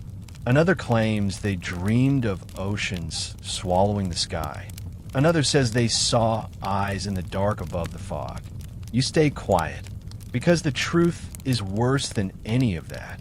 You didn't see anything. You just felt it. A presence. A vast, ancient mind. Not human, not cruel, but so endlessly indifferent that it made you want to dig into the stone and hide. You remember standing there, watching the fog seal itself shut again. And for one heartbeat, you believed, truly believed, that the tower is not being built for the gods, but against them. That this is not a stairway. It's a challenge, an act of defiance, a threat, a declaration. We are here. We remember what was taken, and we're coming back. But the breath that came from the sky, that was the answer, and it wasn't afraid. Sleep if you can, but if you feel warmth on your skin tonight, and there's no torch, no flame, no sun, don't look up. The gods might not blink, but you will. Stone has memory, and sometimes it dreams. You feel it under your feet. The longing for collapse, the ache to return to earth. You wonder if the tower ever wanted this. It happens at night, always at night. You're lying on the bricks, again, shoulder pressed into the warmth of the tower's inner wall, spine curved like a question mark. Around you, the others sleep, or pretend to. Some twitch, some murmur, some cry softly into their sleeves. But most are still, except the tower, because the tower does not sleep. It dreams, and tonight you can feel it. The first time it happened, you thought it was an earthquake, a tremor, a shift in the scaffolding or the wind. But the shaking didn't come from below. It came through you, a low, subtle vibration, almost tender, not violent, not alarming, but persistent. It thrummed in the brick beneath your cheek like a heartbeat wrapped in stone. And then you saw it, in your mind, uninvited. Not a vision, not a hallucination, a dream, but not yours. The towers. It dreams of falling, not destruction, not chaos, not fire or wrath, just surrender, return, release. It dreams of crumbling slowly, brick by brick, without violence, of descending, of becoming dust again, of rejoining the earth that birthed it, of dissolving back into the mud, the blood, the breath from which it was coaxed. You feel it now, this strange ache rising through the walls, an ancient weariness, a longing to let go. And for the first time, you wonder, what if the tower never wanted to rise? What if it was forced upward, stone by unwilling stone? What if it remembers the weight of every body buried within it? What if it knows the names of every broken worker, every forgotten limb, every prayer that hardened into mortar? What if it wants to fall, but we won't let it? You sit up and place your palm flat against the wall. It's warm, but not with sunlight. It feels like the warmth of fever, of grief. You swear it exhales, just slightly, a sigh you can feel in your joints. You think, we built it to reach the heavens. But what if we built something that can't stop reaching? What if the tower is not climbing toward the gods, but away from us? The higher it goes, the more it forgets what it was meant to be. It stretches beyond language, beyond meaning, beyond the hands that crafted it. It's not a monument now. It's a mind, an idea, an obsession. And like all obsessions, it carries the seed of its own destruction. There's a superstition whispered in the lower tiers. Don't speak to the tower. Don't thank it. Don't bless it. Because if it knows it's real, if it knows we believe in it, it might become self-aware. And then it will choose to stand or to fall. You've seen in your dreams the moment of collapse. Not chaos, not fire, just a quiet, slow tilt. Like a dancer bowing at the end of a performance. Like a god returning home. The bricks give up. The scaffolds slip away. The dust rises, not in panic, but in reverence. And then the silence. Heavy, holy, final. But you wake up each morning to find the tower still there. Still taller. Still climbing. Still humming softly beneath your feet like a child too afraid to say it's tired. You whisper to it now sometimes when no one's around. Not with hope. Not with pride. With mercy. You whisper. You don't have to keep going. We'll understand. But it doesn't stop. Because maybe the tower no longer belongs to us. Maybe it dreams because it's alive. And maybe it dreams of falling because it knows it can't. Sleep if you can. But if tonight the bricks beneath you shift and the tower sighs through the mortar, don't be afraid. It's not crumbling. It's just dreaming of rest. Like you try to speak. Nothing comes out. Your friend says something to you, but it's gibberish. Panic blooms. Language has shattered. Babel is cracking from the inside. At first, you think it's just the dust. You wake before the sun rises, a rarity. The air is thick and metallic. Your tongue feels like it's been wrapped in linen. Your mouth is dry, so dry it aches. You sit up slowly and try to say something to the man next to you, just a greeting. A sound, anything, but nothing comes out. Your lips move, your throat strains, but there is no voice.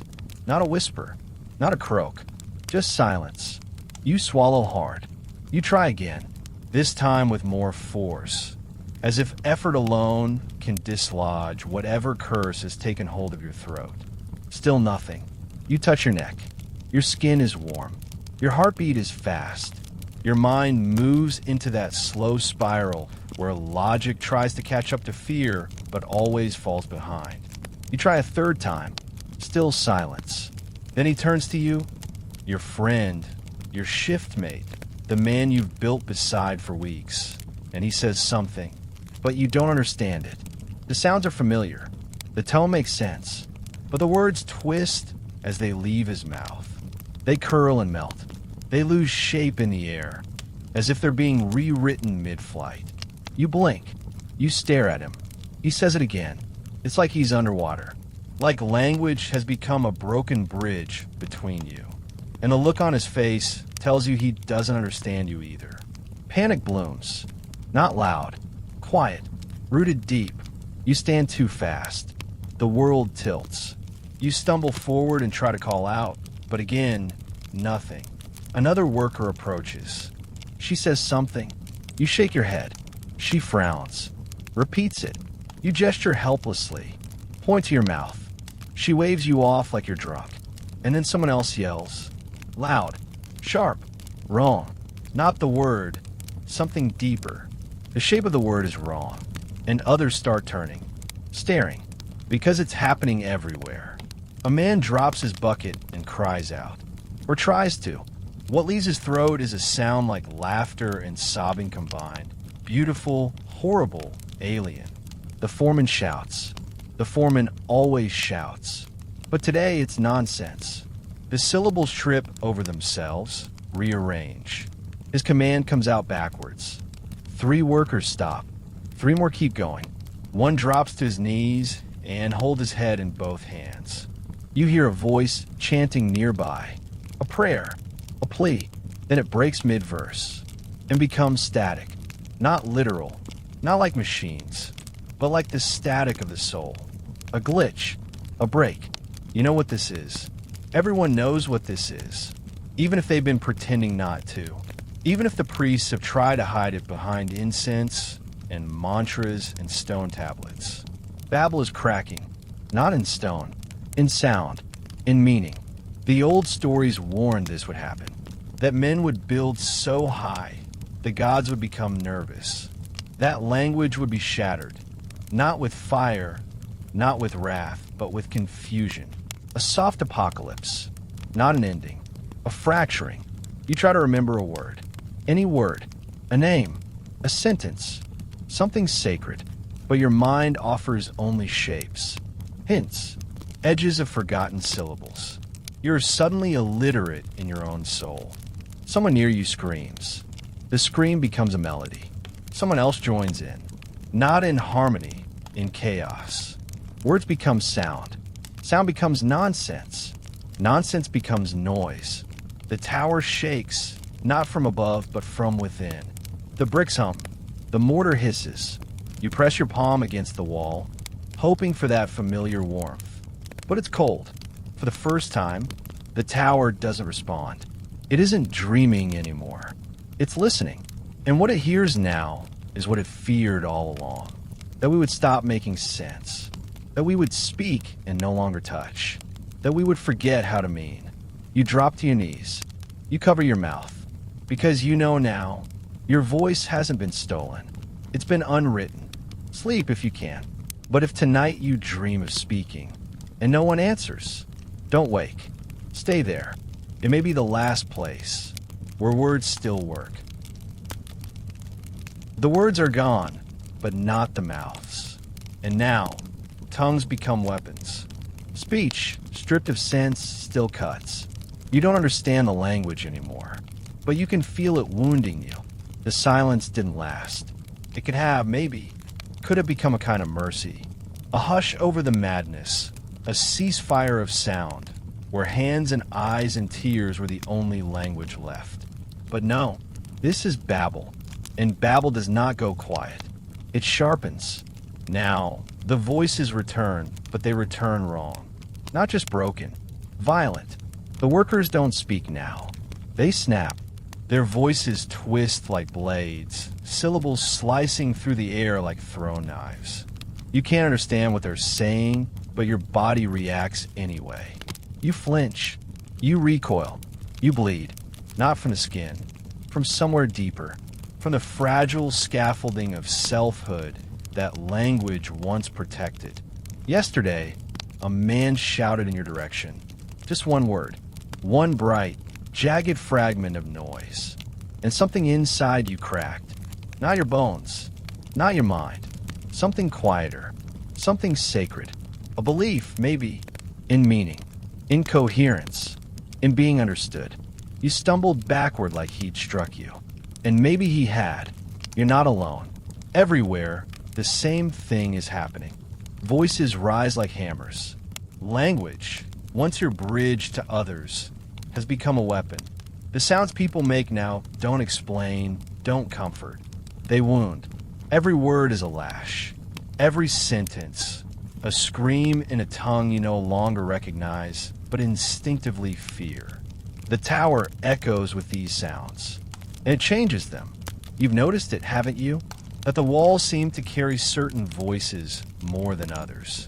The cruel ones, the sharp ones, the sounds of panic and power. They reverberate. They linger. You walk through a corridor and swear you hear an insult someone screamed 2 days ago, still ricocheting between the bricks like a trapped wasp. You want to believe it's just echo. But what if it's not? What if the tower feeds on this? What if it doesn't want sense? It wants sound, raw, primal, terrible. The tongues twist now in impossible ways. You saw a woman yesterday whose mouth moved without pattern, her jaw stuttering like it was trying to chew through meaning itself. Blood on her chin, A smile that wasn't a smile. Her voice lilted and dipped, high and strange, like a nursery rhyme said backwards. You couldn't bear to look. You couldn't stop listening. The priest saw for nothing. One has bound his own mouth shut with linen and ash. Another walks in circles, muttering a sound that might once have meant forgive, though no one understands it anymore.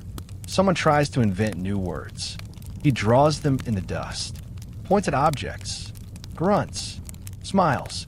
He's killed by morning, not out of malice, out of exhaustion. No one could take it anymore. The effort of trying to rebuild the bridge was too much, too fragile, too hopeful. So now there are no bridges, just islands, each person a fortress of unintelligible rage and instinct.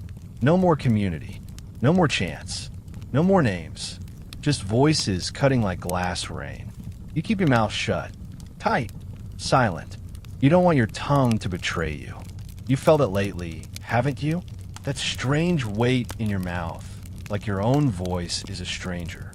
You've caught yourself mouthing words you didn't know you knew, or couldn't possibly have known.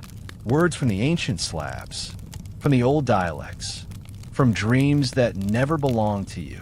And when you speak them, if you ever dare to, people flinch, or cry, or scream, and yet something inside you says, keep going, keep speaking, even if it hurts, even if it shreds the air around you, even if it ends something, because now your voice is not a tool, not a gift, not even yours. It's a curse and a weapon. Sleep if you can, but if you feel words forming behind your teeth tonight, and they don't belong to you, don't speak them. Bite your tongue before it bites back. It was just a stone, one more block in a tower of millions, until someone tried to move it, and it screamed, not metaphorically, not in myth, in sound, in agony, and something began to wake. You are sent to the upper tier before sunrise. The dust is already thick, rising in soft golden clouds that glow with the first trembling hints of light. Your body aches, but that's nothing new. Pain is your morning prayer now. They tell you a worker dropped dead the night before. Heart failure, maybe, or heat, or fear. They always rotate someone in to finish the job. That someone is you. You arrive to find a half-fitted wall, mid-tier, just shy of the new wind line, where the air starts to smell like memory and burnt copper. There are bricks stacked, mortar drying in cracked bowls, and a stone sitting where it shouldn't be. A large one, too large, not chipped, not marked, not dusty, not like the others. It's wedged perfectly between two support columns, holding nothing, balancing nowhere, and for some reason, it pulses faintly when you look at it, like a heartbeat in stone. You pause. You ask the others what it's doing there. They just stare. Then one speaks, a man with ash on his forehead and fingers gnawed down to the quick. Don't touch it. But of course, you're told to touch it. So you do. You crouch beside it, fingers trembling from exhaustion, from cold, from something older. You wedge your hands beneath its base. You lean in close. You inhale, and the stone smells like wet skin and old books and something that has been waiting too long. You count to 3, and then you lift. It doesn't move at first, but then it shifts, just a breath, and it screams, not like a man, not like an animal, like the memory of a god being dragged from sleep. The sound isn't sound, it's wrongness. A vibration through your ribs, a scream inside your bones, a frequency you weren't built to hear, but now cannot forget. Your ears don't bleed. Your soul does. You fall back, gasping. The others run, not just from a stone, from the idea of it. You hear the scream echo off the tower walls, folding into itself, multiplying, becoming a chorus of trapped breath and fractured song. A swarm of noise, like insects buzzing through blood. And then silence. Not normal silence. Shocked silence. The kind that follows truth. You crawl backward, trying to make sense of what just happened. But there are no words. Of course there aren't. Babel doesn't do words anymore. Only consequences. You're not the first, you learn. Whispers crawl down the tears like rats. Others have touched stones that don't belong. Some weep. Some forget how to walk. One man began laughing and couldn't stop until his lungs failed. No one remembers placing those stones. They're not marked in the records, not shaped like the others. And they're always warm, always pulsing. The priests have a name for them, but they no longer share it. They fear that speaking the name will summon more. Instead, they offer vague warnings. Some stones are not meant to be laid. But you understand now. These aren't bricks. They're seals. And something is beneath them, or within. And it's waking up. You lie in bed that night, unable to sleep. You press your fingers to the tips of your ears. They still feel like they're vibrating.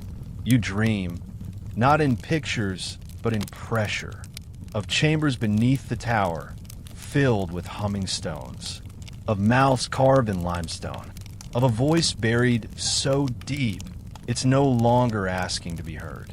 It's demanding, and the tower listens. You wake with dust in your throat and a whisper in your ear that does not belong to you. More. That's all it says. More what?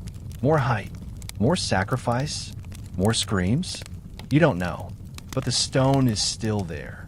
Still pulsing. And tomorrow, someone else will be told to move it. Sleep if you can. But if you feel a brick beneath your bed tonight, and it's warm and it hums, don't touch it. It might remember your name, even if you've forgotten it. No one's seen the architect in weeks. His blueprints still arrive, scratched in chalk, spattered with blood, reeking of oil. The tower grows, but the eye that once guided it has gone dark. The architect used to walk the tiers at sunrise. That's how it was back in the earlier days of the tower, when stones still sang and language still held. He would come before the heat, long robes trailing in ash, fingers stained with ochre, face half burned from leaning too close to divine fire. People whispered that he didn't sleep, that he didn't need to, that his eyes were carved, not born, that he'd once looked at the gods, and they blinked first.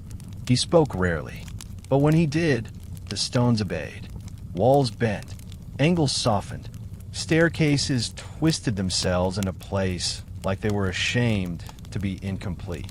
He didn't shout. He didn't command. He simply knew what should be, and the tower listened. Then one day he was gone. No farewell, no funeral, just absence. Some said he walked into the kiln. Others claimed he climbed too high, slipped through a crack in the sky, and never came down. A few believe he became part of the tower, that the mortar was his blood, that the central column, yes, that one, is his spine. But none of that explains the blueprints, because they still arrive. Every morning, without fail. Folded scraps of parchment, soaked in oil and something darker. Chalk lines so thin they cut the eye. Circles layered on circles. Stairs to nowhere. Columns inside columns. Designs that don't obey gravity or time or logic. You've seen one up close just once. It made you dizzy, not from the lines, but from the space between them. Like the architect had drawn absence. Like he'd mapped out the bones of a god and invited you to build around the lungs. And still they build, not understanding, just obeying, just placing one brick atop the last, trusting the ghost hand behind the ink. There is no discussion, no meetings, no corrections. The architect's word, whether in presence or ink, is final. You wonder what he sees now wherever he is, if he even sees it all, because lately the blueprints have grown strange. They no longer unfold neatly. They arrive crumpled, stained. One had a tooth embedded in the margin. Another came smeared with symbols that bled through the page long after it was touched. And the structures they demand? They aren't buildings. They're rituals. Walls that encase nothing. Rooms that turn back in on themselves. Windows facing brick. stairs that end midair. And worst of all, hollows. Deep shafts bored through the tower's spine, lined with stone, circled with symbols, and left empty. You ask someone once, quietly, why we build hollows. They reply without blinking, to hold what's coming. The next day, that man falls from Tier 43. They say the wind took him, but there was no wind, only a whisper. You start to wonder, was the architect ever real? Or was he always a myth the tower made up? A way to keep us moving, without thinking? Or worse, what if the architect was once human, but the tower made him something else? Something that now draws with hands that don't bleed. Something that sees without eyes. And if he sees us, what does he see? Dust? Sacrifice? Clay? You dreamed that night of a great eye, hovering above the tower, lidless, dry, unmoving. It stares not down but inward, through you, into you, through brick and blood and purpose. It doesn't judge. It doesn't even care. It just watches, and then slowly closes. Sleep if you can, but if tonight you wake to find a blueprint folded at your bedside, don't open it. Burn it before it opens you. They built it exactly as drawn. Perfect geometry, flawless stonework, no doors, no windows, no air, no purpose. A sealed chamber in the heart of the tower. You ask why. No one answers. Not because they can't, because they're afraid to. It's small. You weren't expecting that. You thought it would be vast, some echoing cathedral to madness, some yawning cavern of divine architecture. But it's no bigger than a stable. 12 paces wide, 10 across, ceiling low enough that the tallest worker has to stoop. And that's it. For walls, a floor, a ceiling, and nothing else. No windows, no door, no exit, no entry, and yet you're standing outside of it, staring at its perfect silence. It's like a thought that no one's willing to say aloud. Just a blank cube in the middle of Tier 51. Pale bricks, flawless mortar, seamless edges. Nothing on the surface except a faint hum in the stone, like a breath being held a little too long. You ask one of the overseers what it's for. He doesn't answer. He just rubs his palms together until the skin flakes off like ash. You ask a second man. He says, too quickly, we don't talk about that room. You notice the way people walk around it. Not past it, not near it. They arc unconsciously like it radiates sickness. Like the room pushes the body away without touching it. A magnetic repulsion of the soul. You don't know how they built it. The blueprints didn't say when to build it, only where. The paper had no words, just a circle, and inside, a phrase in a script that doesn't match any you've seen before. Curved, elegant, like the writing of a god trying to imitate man. No one translated it. No one had to. Everyone who saw understood one thing.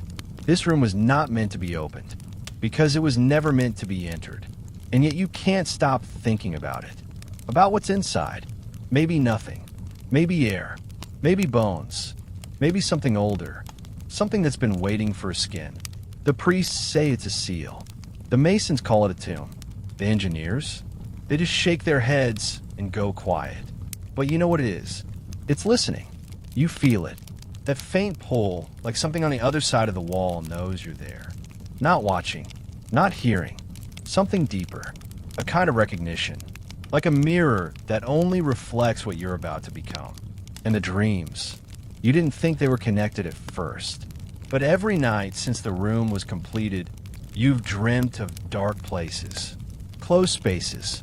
Your hands touching smooth walls, searching for seams.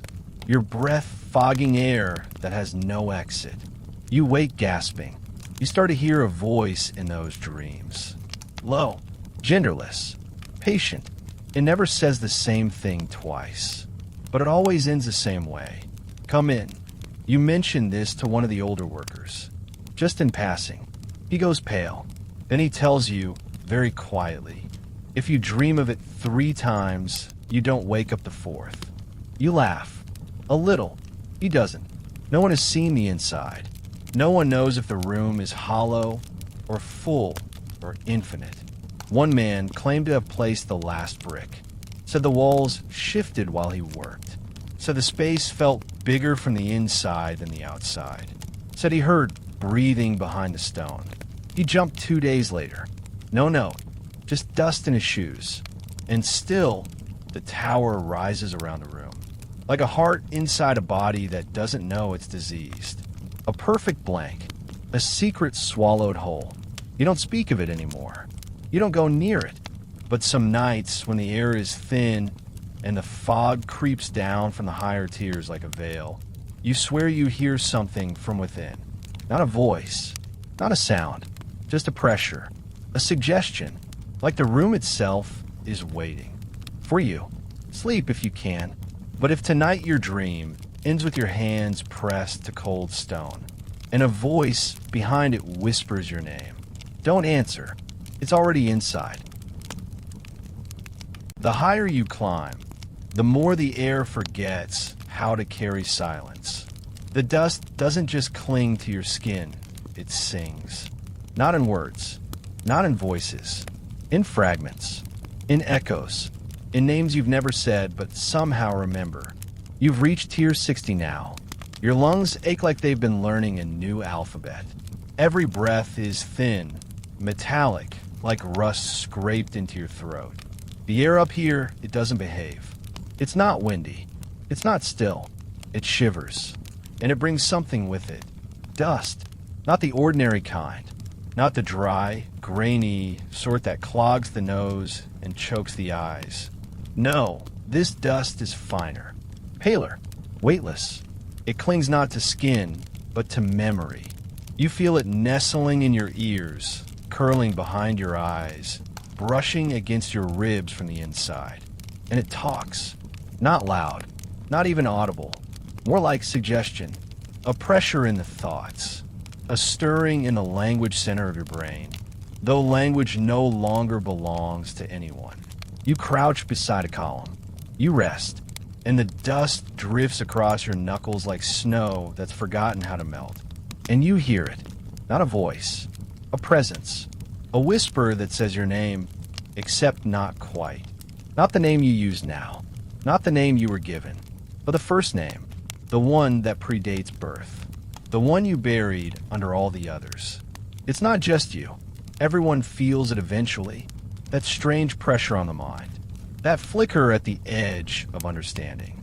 Some say the tower speaks through the dust now. Ever since the room without doors was sealed. That the walls no longer echo, but the air does. That the mortar remembers. A man in your work crew hasn't spoken in days. He used to be loud, vulgar, angry.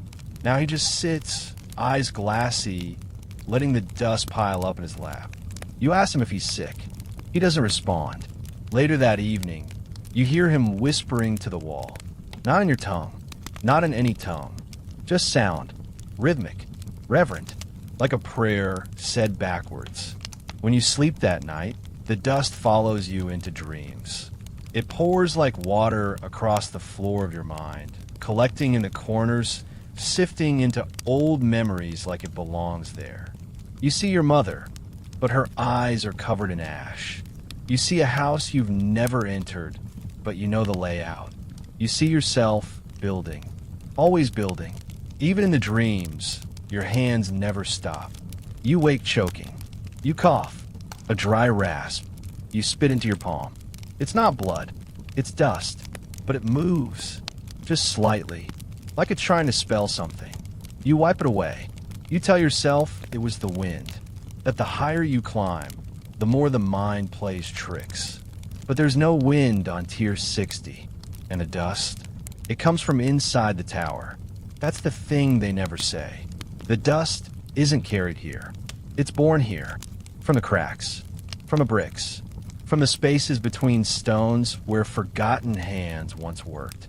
They say the first layer of Babel was mixed with the ashes of the dead. That's not metaphor.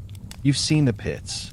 where they shovel the broken bodies into the mortar, where flesh is turned into structure, where names become sediment. Every brick carries someone, and now the dust remembers, and it talks, softly, patiently, persuasively. You've begun to respond, haven't you? Not aloud, but in thought. You think, what do you want? And the dust replies, finish us. You don't know what it means, but something deep inside does, and it's tired of resisting. Sleep if you can, but if tonight you feel the dust gathering behind your eyes, forming shapes in the dark of your skull, don't read them. Close your mind, or the tower will open it for you. You thought ruin came from below. Foundations cracking, bricks buckling, the ground giving way.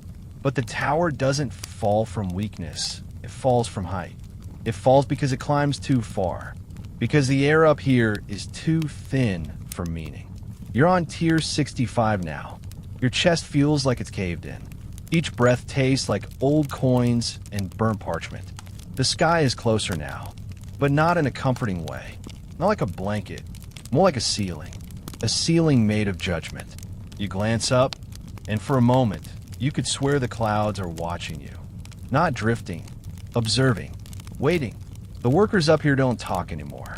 Not from fear or confusion, but because language itself has lost density. Words are like mist this high. They rise from the mouth and vanish before reaching the ears. Instead, you point. You nod. You blink slowly and hope they understand. No one complains about it. No one panics. Because what would be the point? There's only one direction now. Up. Except something is wrong. It begins with the bricks. You notice a wall you finished last week is off. By an inch. Maybe 2. You measure it with your hand. You know your hand. You've measured 100 walls. You trust your fingers more than your memory. And this wall, it's taller than it was. Not by accident, by intention. The mortar beneath it has grown. You scrape it, touch it. It feels warm, soft, like the tower has begun reshaping itself, as if it's correcting your work, or rejecting it. The next day, the floor of the scaffolding gives a strange creak. You chalk it up to wind, to where to wait, until a beam shifts, not falls, not breaks, moves, on its own, just an inch, but enough. You freeze. The man beside you doesn't. He takes a step forward, and his foot goes through the stone. Not a hole, not a gap. The stone itself gives way, like it remembered it wasn't meant to be there. He screams once, brief and sharp. Then he falls. 40 tears. No one speaks. No one even looks over the edge. Because everyone saw the same thing. The tower removed him, like a tongue spitting out a lie. The collapse doesn't come in one great shudder.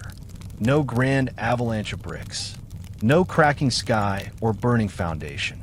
It comes in pieces, tiny ones. First, a wall that was straight is now bowed. Then, stairs that end before they begin. Then corridors that loop back on themselves, like the tower is eating its own logic. And then, people start to vanish. Not fall, not run, just not be there. One moment, someone's placing a brick beside you. The next, you turn, and they're gone. No sound, no trace. Only their tools remain. Sometimes their boots. Always their shadow, burned into the stone like soot. You don't tell the overseers. They know. They've known. Because the higher you climb, the more the tower forgets what it is. The plans keep coming, but they contradict each other. One set demands a spiral upward. The next, a descent into itself. One calls for a dome, another a pit. The architect, wherever he is, has stopped making sense. Or maybe he never did. Maybe this was the plan all along. To build something so vast, so impossible, that it collapses not from failure, but from fulfillment. The tower doesn't need to fall. It just needs to finish. And that will be enough to break it. You begin to dream of ceilings folding downward, of walls closing like jaws, of stairwells made of ribs. You wake in a sweat, only to find the mortar at your bedside soft, wet, breathing. The tower is collapsing, not downward, inward. It is unmaking itself from the top down, and you're near the summit. Sleep if you can, but if tonight the bricks on your wall rearrange themselves while you blink, don't try to fix them. The tower has already decided what you are, and it may no longer need you. Every tower is a prayer, every stone a syllable, every step upward a whispered plea. See me, know me, love me. But what happens when the God you're building for forgets how to answer? It was never just about height. You understand that now. It wasn't a monument. It was a message. A call thrown into the sky like a flare in the dark, built not with ink or voice, but with weight. A cry to something higher, holier, older. Something that once walked with man and then walked away. The tower is a dream. Not yours. Not the people's. But the gods. And it's failing. You feel in your bones now, don't you? Not just fatigue. Not just dust. But disappointment. Like the air is made of regret. Something wanted this tower. Something whispered it into the minds of the first bricklayers. Not with words, but with longing. A deep hunger to return. To connect. To remember what it was like to be worshipped. But the god changed. Or maybe it never existed in the way you thought. Because the higher you build, the less sense it all makes. The laws of space twist. The light bends in strange ways. Time pools in corners like stagnant water. You saw a man age 10 years in one tier and lose them all in the next. People walk in circles and end up in different centuries. You sleep for minutes and wake with ancient dust behind your teeth. This isn't progress. This is unraveling. And in the heart of it, you feel something vast and wounded, like the dream of a god who's forgotten how to be whole. Because gods don't just die, they decay. And this one, whatever it was, whatever it wanted, has been rotting inside its own ambition for eons. You see it in the bricks that melt when touched, in the plans that contradict themselves, in the prayers that echo back in the wrong voice. The tower was supposed to bring the god closer, to make it real again, to build a ladder out of faith and sacrifice and dust. But what if the god doesn't want to return? What if the god is ashamed? You find a tablet on tier 67, not carved, not etched, just burned, as though the stone itself had overheard something it could not bear and scorched the words into its skin. The writing is in no known tongue, but somehow you read it. Or rather, it reads you, and it says, I cannot love what remembers me. You sit for hours with those words, turning them over, tasting their shape, feeling them move through your ribs like breath. And you understand, this isn't a tower, it's a confession, built upward like a scream, layer by layer, an apology rising into the sky. And now the god, what remains of it, can't bear to hear it anymore.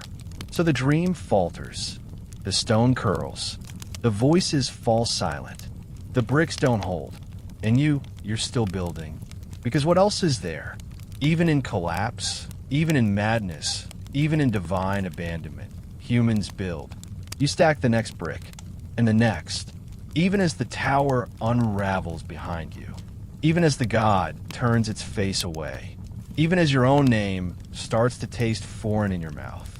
Because part of you still believes that someone is listening, that this tower still means something, that even if the god forgot how to love, you haven't forgotten how to hope. Sleep if you can, but if tonight you find a dream that feels too heavy to carry, like it belongs to something older than the stars, don't chase it. Let it pass, because not all dreams are yours to finish. The air smells like rain, always, but it never comes. Not up here. It waits, heavy in the clouds, thick in your lungs, wet in your bones. The sky is swollen with memory, but memory doesn't fall. It hovers. It punishes. You haven't seen rain in weeks. Not real rain. Not the kind that dances on rooftops and cools the neck and runs down your scalp in rivulets of mercy. No, up here, on Tier 68, the rain is a promise unkept. You wake every morning to the scent of it. Metallic, ozone, the way it smells just before the sky opens, as if the heavens are holding their breath. You lift your face toward the clouds and wait, and wait, and wait. But it never comes. Not a drop. Just a wind that tastes like evaporated tears and godless prayers. The older workers say there used to be storms. Wild, biblical things that swept through the scaffolding in shattered ladders, leaving behind trails of shattered tools and washed away names. They speak of thunder like it was a visitor, lightning like a cracked divine mirror. They say rain was a gift. A sign that something above still noticed. But now, nothing. Only the illusion of rain. The ache of it. The smell of it. Phantom water. And you begin to wonder, what kind of sky holds back its own grief? What kind of God drowns but does not weep? The tower is taller than the clouds now. That's the truth no one says aloud. You've built past the weather. Past the pattern. Past the reach of mercy. And what you find above it is silence. The kind of silence that doesn't forget. That waits. That presses down, day by day, on your spine, on your spirit, on your skin, until your body forgets how to sweat and your soul forgets how to scream. You try to bring rain. Buckets of water hauled up 70 tears. Prayers whispered into stormless skies. Ancient songs sung until your throat cracked. But nothing falls. The clouds swirl, yes. They rumble once in a while. But it's a threat, not a promise. You see it in the eyes of the tower's children, the ones born on the higher tiers, who've never touched mud, who've never splashed through puddles or caught raindrops on their tongues. They don't believe in water, only dust. You tell one of them about rivers, lakes, oceans. He blinks at you like you've described a dream someone else had. And in a way you have, because you're not sure anymore that the world below even exists. You haven't seen it in months. The tower is too high, too wide, too deep. It's become its own sky, its own God. And gods don't rain. They rain. Still, the smell remains. You breathe it in every morning. That sharp, clean scent that never delivers. A mirage made of air and ache. And one night, you wake to it stronger than ever. So strong it burns your throat. You stumble out onto the half-finished scaffolding. You look up. You swear you see movement in the clouds. A swelling. A flicker. A blink of pressure. And for one perfect second, you think it's coming. Rain. Finally, you close your eyes. You open your mouth. You tilt your head like a child. And then, nothing. Just the taste of iron. Just a single sound. A laugh, far above you. Thin, cruel, familiar. And suddenly you understand. The tower didn't climb past the rain. It took it, swallowed it, turned it into memory. Now the rain lives in the bricks, in your blood, in the mortar between prayers. And when it falls again, if it ever does, it won't be water. It will be remorse. Sleep if you can. But if tonight your dreams smell of rainfall you've never touched, don't chase it to the edge, because what falls from the sky isn't meant to cleanse. Only to remind you, you are building under a ceiling that does not cry. You reach the summit. You stand at the edge of the sky, and it does not open. It does not greet you. It does not burn you, or bless you, or break you. It simply continues. The tower touched the sky, and the sky did not notice. You are here, at the top, Tier 70, the summit of all hope, all ambition, all suffering. You step onto the final stone, barefoot, trembling, and for a moment, just a moment, you feel nothing. Not triumph, not glory, not terror, just absence. The wind is still. The air is thin and dry, like parchment that's forgotten how to be touched. You can barely move your limbs anymore. Your muscles are dust wrapped in flesh. Your joints are iron hinges. Your eyes don't blink like they used to. But you are here, above the clouds, above the noise, above the dreams of men. And the view? There is no view. The fog stretches endlessly, a pale, blinding blanket. You cannot see the world below. You don't even know if it's still there. For all you know, the tower is the world now. There's no applause, no divine trumpet, no voice from the heavens saying, "Well done, my child." Just silence, and a single slab of stone in the center of the summit, rough, ancient, waiting. A name is carved into it. Not your name, not anyone's name, just a word. Enough. You don't know who wrote it. Maybe the architect, maybe the first man, maybe God, bored and weary, scribbling graffiti on the ceiling of human ambition. You sit, you rest your back against that stone. Your knees ache like they've been alive too long. Your fingers tremble in the cold. You press your palm to the ground, and for the first time, you feel the heartbeat of the tower slowing. Not stopping, not yet, but winding down. You've seen the signs, the bricks that crumble seconds after being placed, the workers who forget what they're building, the blueprints that arrive blank, the voices in the dust that only say no more. This is the end, but it doesn't come like a bang. It comes like a breath. You wonder if the tower ever really wanted to touch the sky, or if it just wanted to be seen. You wonder if the sky can even be touched, or if it's a myth we built upward toward, like moths toward a false star.